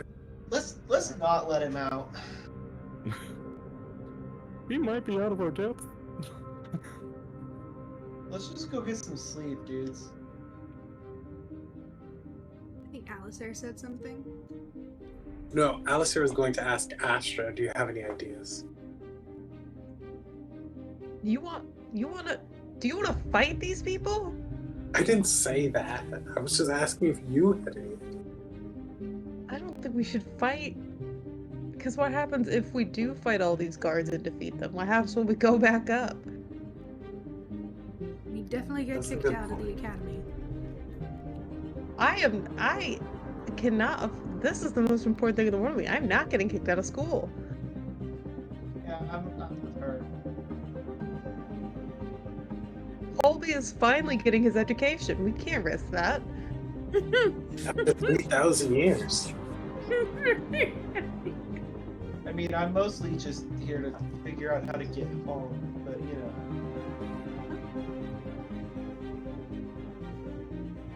Fine. Maybe another opportunity will present itself later. I'm still a great distraction. I have C in this Sir, ability. I don't have trust your judgment. If you want to fight these guys, I'm here. We're gonna die. I'm Let's not not. gonna fight those dudes. Let's swords disintegrate people. Plus, like, they're genuinely nice if you're not with them, so I don't want to fight them.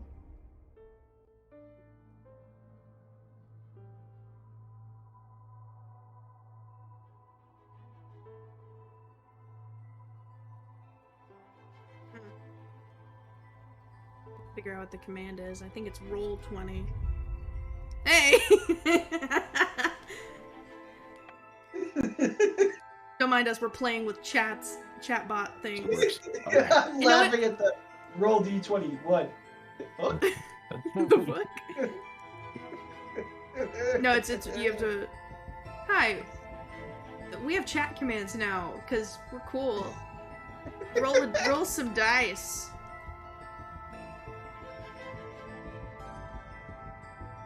I think Alistair will blink back to the barracks, to their bunk. Like, You having fun there, Joe? and kind of just wait for whatever's next. Okay. Crystal's going to the shop to see if they have any green dye. It's happening. We're matching the bag. What color green would you like? There's grass, there's like a green dragon scales, there's emerald, there's... I could tell you had taste. Okay. Well, I have...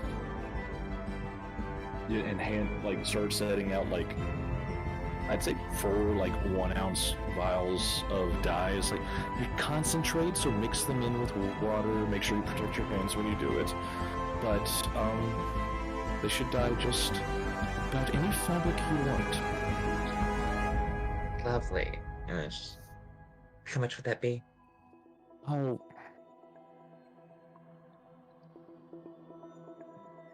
For you, 5 gold.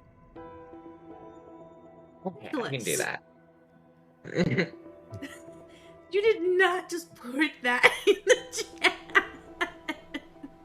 It's a face. I don't know what you're That thinking. is not a face. It's a face. It has 2 eyes, a nose, and a mouth. So It's fine. backwards from whatever you're thinking, Vax. just look up and I saw that and went, what? I don't know why, but when Beaker from the Muppets. Yeah, exactly. I don't know what you're thinking, Vax. Are you thinking of something else? Maybe. Shut up. when Joe, and you said, "What color green would you like?" Immediately, without any hesitation in my head, popped up the sentence, "Are you familiar with the color of baby shit?" What? Somebody needs to give this man therapy. What the fuck? One was trauma, either or. The same thing. There's two definitions for physical therapy. That's yellow. Why did No, baby shit comes in so many colors, you don't even know yet. That's purple. fair. What'd you say? I know. I've heard things. But yeah, that's what color I want my uniform to be. Baby shit green. Okay, well, I'm not buying that. You get a healthy night's sleep for just ignoring this. I go over to Alistair before we all fall asleep and just kind of like I reach into my bag. I can't tell if he's awake or not, but I reach in my bag and I pull out a moon drop flower. It's a little flower from my home. Has a bunch of constellations on it. It's preserved in a tiny little orb. I just set it near his little bunk. And I just go back to bed.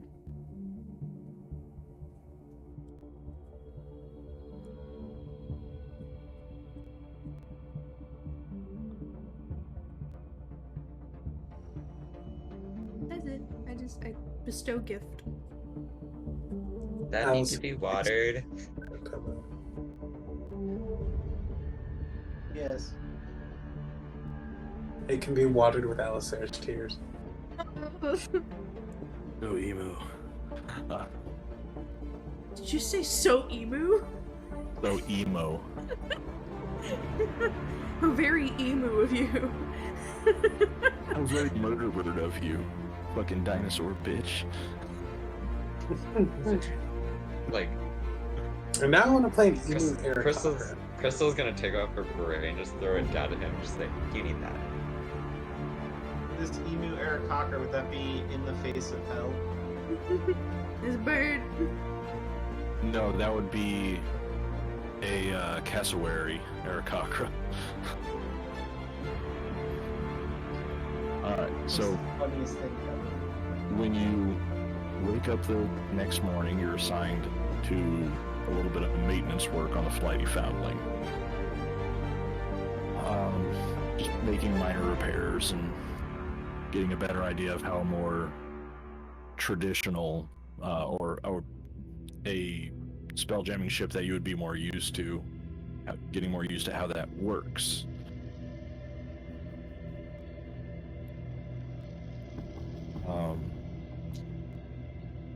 As you're deep in your tasks, a shadow of another ship passes over the deck of the Flighty Foundling.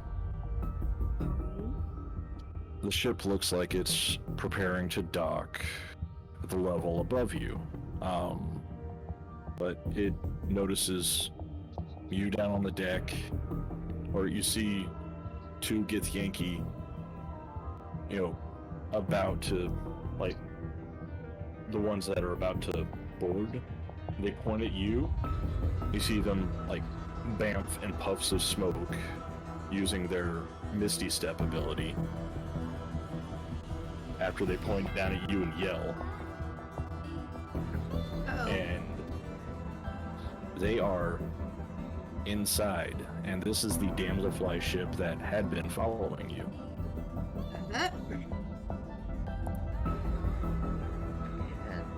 We're gonna be fighting again. The escape pods!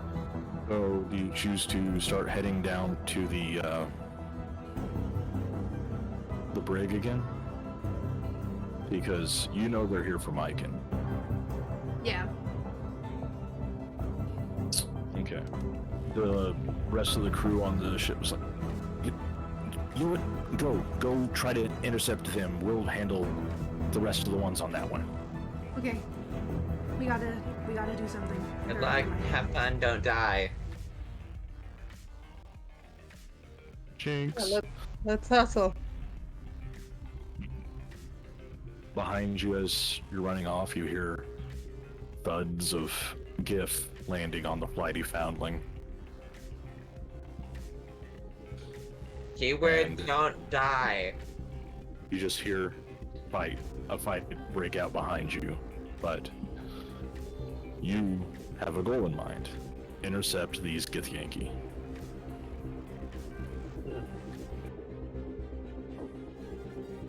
So, as you're running through the halls, you can see evidence of fights quickly handled and dispatched. There's damage and carnage abound, but you make it, but it doesn't look like anyone went down without a fight. You make it down to the brig, and you see these two Githyanki each one use another Misty Step to get an advantageous position on the last two guards and cut them down. They definitely look worse for wear, though. Can I give myself a vigilant blessing when we go into this next fight?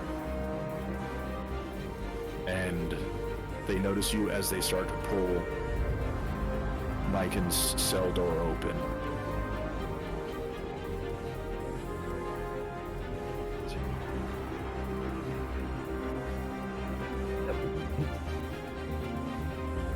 And for the sake of brevity, we'll just use the previous initiative rolls, if that's fine with everyone. Can I reroll mine since I give myself the vigilant blessing? Yeah, go ahead. Yeah. I hit a 22. Or I hit a dirty 20. Yeah, you had a dirty 20. 8. My bad. I'm sorry. What'd you get, Vex?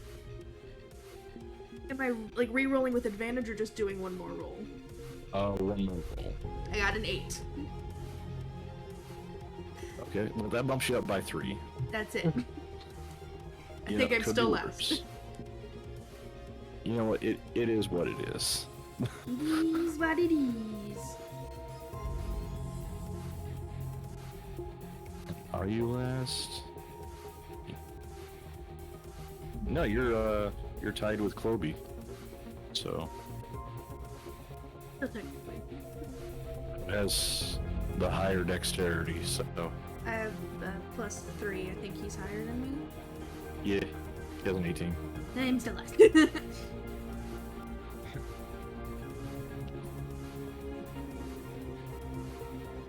All right. So that starts us off with Crystal. There's 2 battered Githyanki warriors in front of you, and they're reaching in to grab Miken.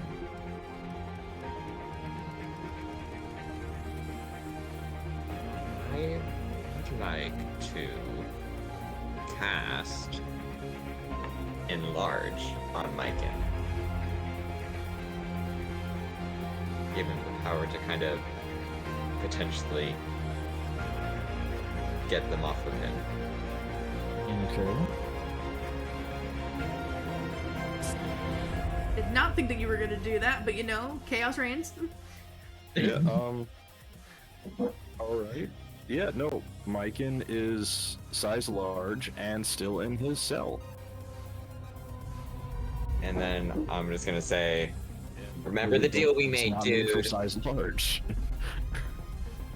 How are they gonna get him out? So, Yeah, no, valid strategy. I dig it. she's just gonna say, remember the deal we made, and she's gonna bardic inspiration him. Okay.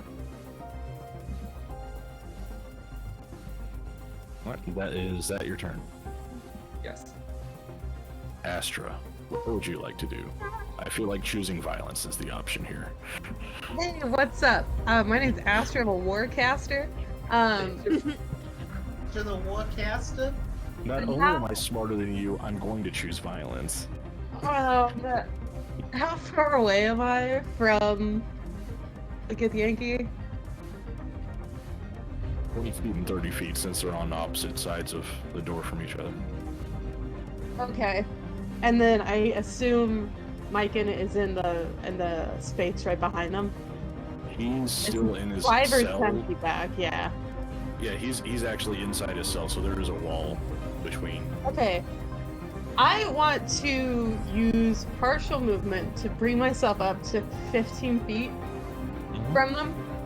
And I want to cast Burning Hands at a 2nd level spell slot, which is going to be a 15-foot cone, and both of them are going to have to make a dex saving throw. The save is 14. Right. It's going to be 11 5 and 12, they both fail. Okay, it's gonna be 5d6. So give me 1 second. Well, actually, I'll just cast it here, and then. Okay, cool. Let's do this. Is Love it this 5d6 or 46? It's 5d6 because it's a 1st level spell, but I'm casting it at a 2nd level, which gives me an additional 1d6. Yeah, when you cast it at 3rd, it's 3d6. So the extra 1 would be from 2nd level. So I thought it would be 46. Oh, you know what? I'm looking at it in the wrong column. My bad. You're right. My bad. Alright. Wait, burning As if that's hands? not enough. Yeah. Burning hands. I was First- looking at it in D&D Beyond, and I was looking at it under the second level column. spell, not realizing that it already put it up.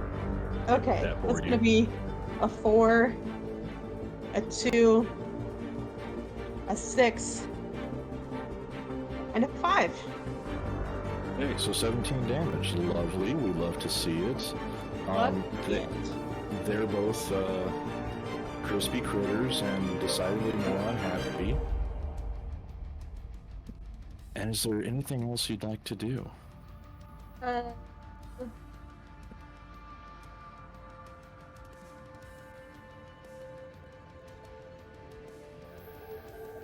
I can't.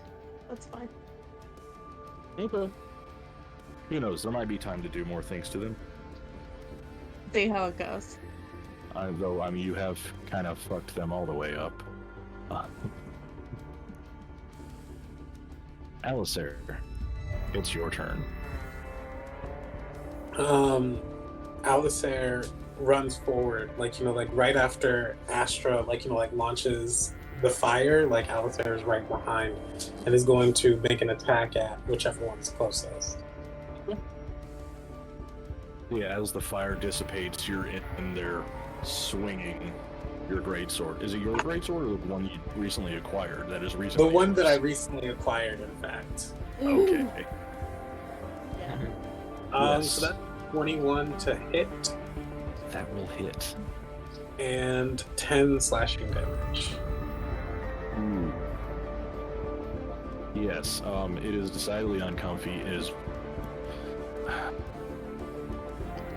The strings of this puppet are not yet cut, but Then okay. Can I also use my psionic energy dice for a what is it called? Psionic strike to deal an additional d6 plus intelligence on this attack. I'm trying to see where to roll it. Yeah. Psionic strike, yeah. After you hit a target within 30 feet of you, you can attack and deal damage to it. You can expend rolling it and dealing force damage equal to the number roll plus your intelligence modifier. yeah, go ahead and roll the hit with that. Okay, where is it? D6. Roll. So that's another 8 force damage.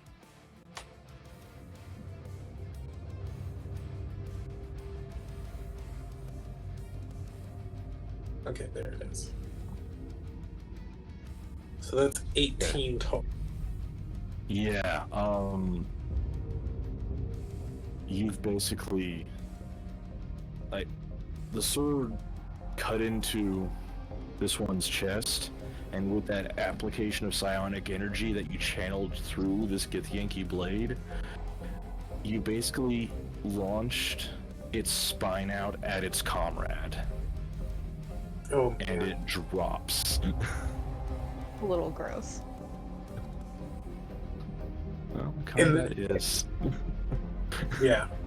In that case, with my bonus action, my great weapon master feat, since I dropped someone to 0 hit points, I'm going to bonus action make an attack at his friend.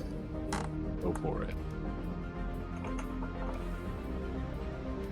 Okay, 16 for 14 points of slashing damage. 16 to hit. I'm sorry, a 16 misses. It just barely skids off their armor. Ah, dang. That's all she wrote. Yeah, that's all she wrote. I'm gonna leave it. Here's All a right. little sunlight. And it's that Gith's turn.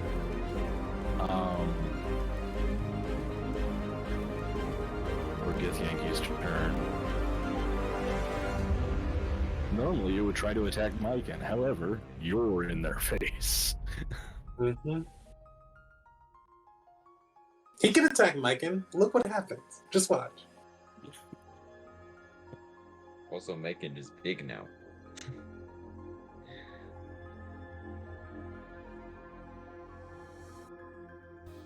Miken is also a wizard that has been separated from his spellbook. Yeah. I say I the next Okay. action. I think you can work with either. Okay, so because you have proven yourself to be quite a threat, it's going to the Githyanki is going to swing at you. Okay, so that is 2 attacks for 18 each. Oh my god. Both of those hit. Okay.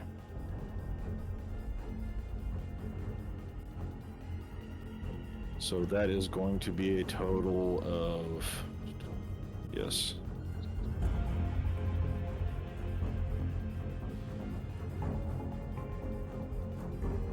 "21 slashing and 13 psychic damage for a grand total of 34. Oh I have my resistance God. to psychic damage. Okay, so that cuts the psychic down to 12. How bad are you looking, Alistair? Or to 6, I mean. 6. Psychic to 6. On an arbitrary scale, Oh, your 27. HP. 27. Yeah. I still have hit points. But on an arbitrary scale, where are you at? I'm at about 25%. Don't like that.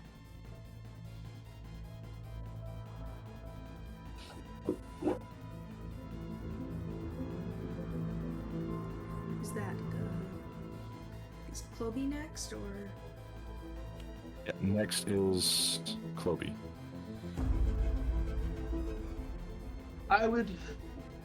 How many? Okay. I want to.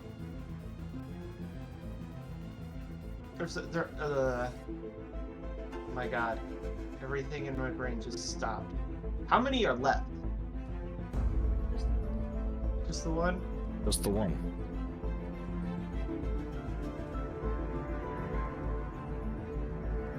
This might seem like a bit of an overreaction, but I'm going to do it anyway, because why not? I'm going to wild shape into a dire wolf. And run up and bite this motherfucker. Roach it? That is an 18 to hit. That will hit. To the next 11. plus 3, so 14 piercing damage, and it has to succeed on a DC 13 strength saving throw or be knocked prone. No, he doesn't because he's a corpse. Oh, okay, cool.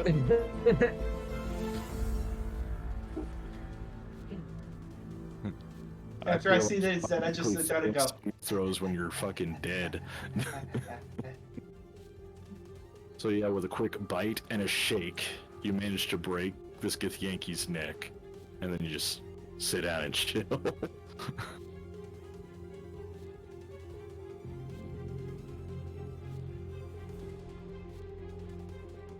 And with that, for not even a complete turn, combat draws to a close. Hey. On my turn, go over to the one that was bitten by Cloby and cast Spare the Dying. We worked so hard to kill these people. Yeah, we can't keep. Neck just like sideways. There's like basically what I'm picturing is like Well, Cloby hold on, bit I'm going his to side of do chest and then shook. Well, I'm going to go do it, and then I stop, and I'm like, what if we need answers to questions and stuff? Like, we can't just kill everybody. We don't know what's going on if we just kill everybody. And I think we kind of do. They're trying to break the. Well, I can't talk. I'm a dog or a wolf, but I just go. I look at them. I look at the door. Then I look back at you, like, kind of obvious what they're doing.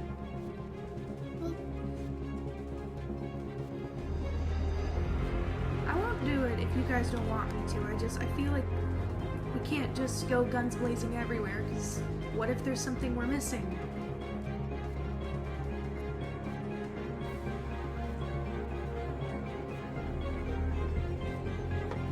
That's why you're captain, Faer. Because you're. We're not in a ship. She doesn't get. They don't get to be captain all the time.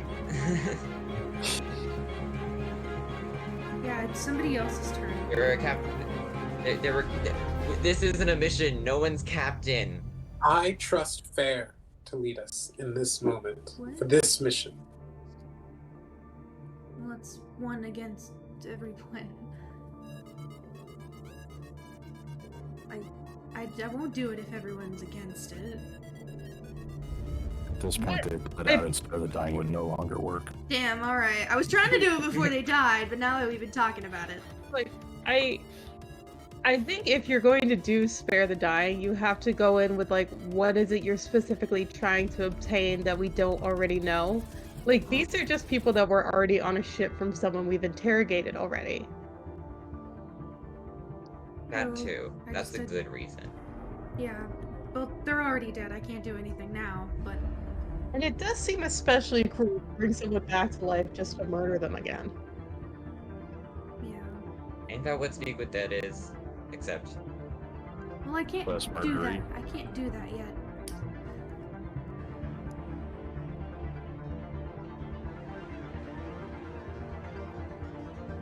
Do we just like I kind of just like protect this dude, or do we like go find other dudes? Well, like during the course of the conversation, Miken has reduced back down to. Hey, bud, you okay? Oh, you saved me. Yeah. You know what you can do in payment since we saved your life? Hey, Alistair, you want to ask your questions while nobody's watching us? Miken, what is going on? All I know is what I told Crystal. I didn't. You have every motivation to be completely honest with us because we are not people trying to kill you in this moment. Who do you work for? I was honest with Crystal. A merchant. Pay me. He didn't tell me anything like revolutionary that I know of. You know something that they want to kill you with. What is it?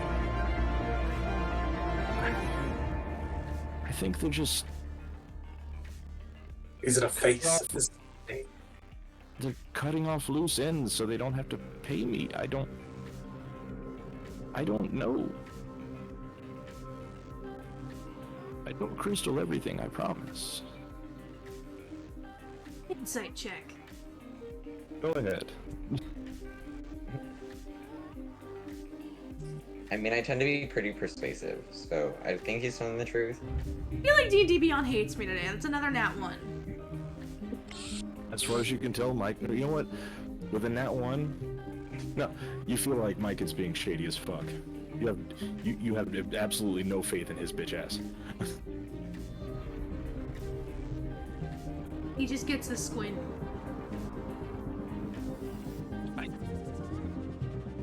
It's an I'm not mad, I'm just disappointed squint. The senior officers, they question me, and I've told them everything that I know. I feel like if he did know anything, like...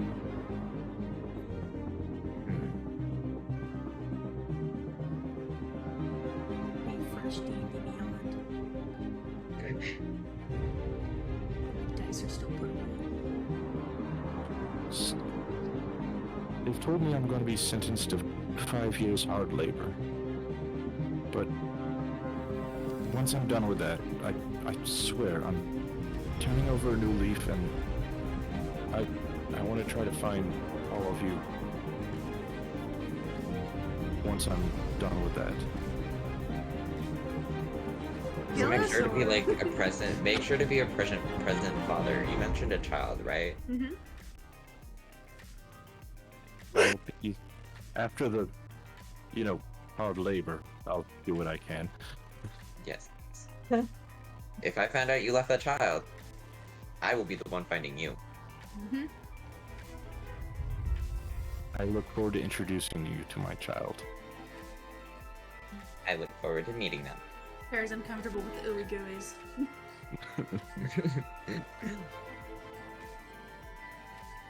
What? Fair was ready to kill something and didn't get the chance to, so they're just looking around to see if anybody needs help with the other parts. Because that was a whole entire ship of guys that jumped onto the... Are they just gonna send 2? Like, what did there's they definitely expect? more. Well, I mean, there were a total of 8 on the ship. Yeah. But as you make, so you're making your way back up to the docks? Yeah, that's where Fair's going at Yeah. least, because Fair knows Or should we something's- have somebody stay behind and watch him? Make sure they don't get to him. Ooh, splitting the group, that's... Alistair's willing to stay behind. I think Alistair's enough of a tank that he can defend, what's his name on his own. Are you sure? Just sits down. What? Chloe sits down and just nods I'm staying with you. Because I'm a wolf right now, so I can't talk. Oh. Hey, girl fight. Chloe and Yeah. Alistair. Girl Squad rides again. Fuck, we only have one sending stone and it connects to Tarto. Here, Alistair, I give you the sending stone. If anything don't happens... Have it right now. Oh, You come got on!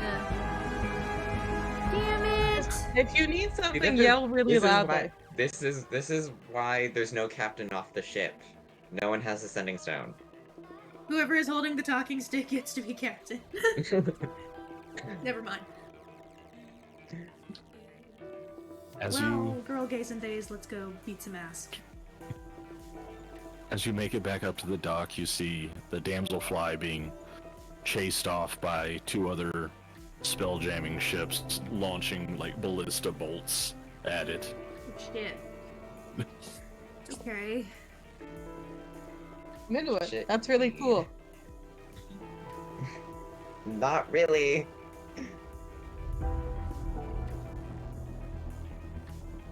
Is there anyone around we can talk to for a status report? Saerthe had made their way up to... Did you find the other 2? Yep. Mm-hmm. No, Did they get They'd to be dead. Miken? no. Okay. I felt like that's what they might be doing. No. Oh, wait. So... I think Okay, being taken good. care of. What can we do here?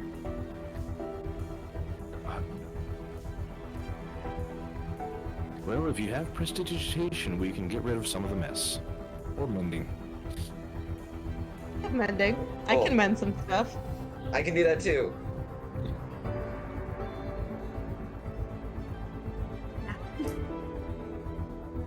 I'll get to work with the mending. I mean, if you don't have that looking at Fair, there's always, manual means and pointing at mop buckets. Yeah. Mop buckets. I know it's not Crystal just- glamorous.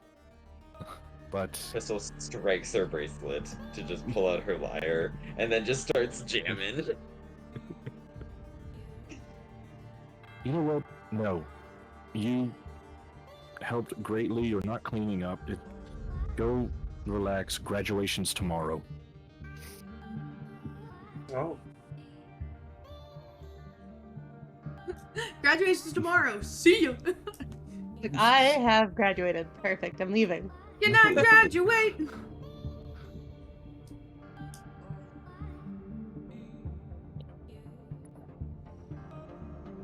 And with the graduation ceremony, you are each brought forward and recognized for your deeds and accomplishments. Faer for being an excellent and impartial captain. Crystal for being a petty but competent captain. Alistair for having some bitchin' shades. I found these on the what's it called? On the Githyanki I killed. Nice. Also, I want to point out how when they go up to get their diploma and stuff, and they go to shake their hand, Crystal just straight up just stares at it. Oh. No, they've ascertained your peculiarities by this point. So Okay. you don't get a diploma, you receive a rank insignia, and Crystal receives a +1 rhythm maker's drum. Hey. Fair He- receives an amulet of the devout. Hey. Kobe receives a +1 moon sickle. Just a +1, right? Yes. Astra, you get a +1 arcane tome. Because we love the spell foci from Tachas so much better than Wand of the War Wizard. And Alistair. Seer gets a vorpal sword. No. Murder himself walks up to you. It's like, I know we have a good bit to talk about, son. And pull out that Githyanki sword of yours. Alistair pulls it out. And while bringing his hands out, he pulls a gem out from his sleeve and sets it right on the hilt, and it bonds, and it's a ruby about yay big, and it melts into the sword, flowing through with veins of ruby red throughout the whole blade. And you now have a +1 greatsword. Oh, Yo. dang. When Alistair goes to shake Mert's hand, he says, "We have a lot to talk about. The clan Arvad."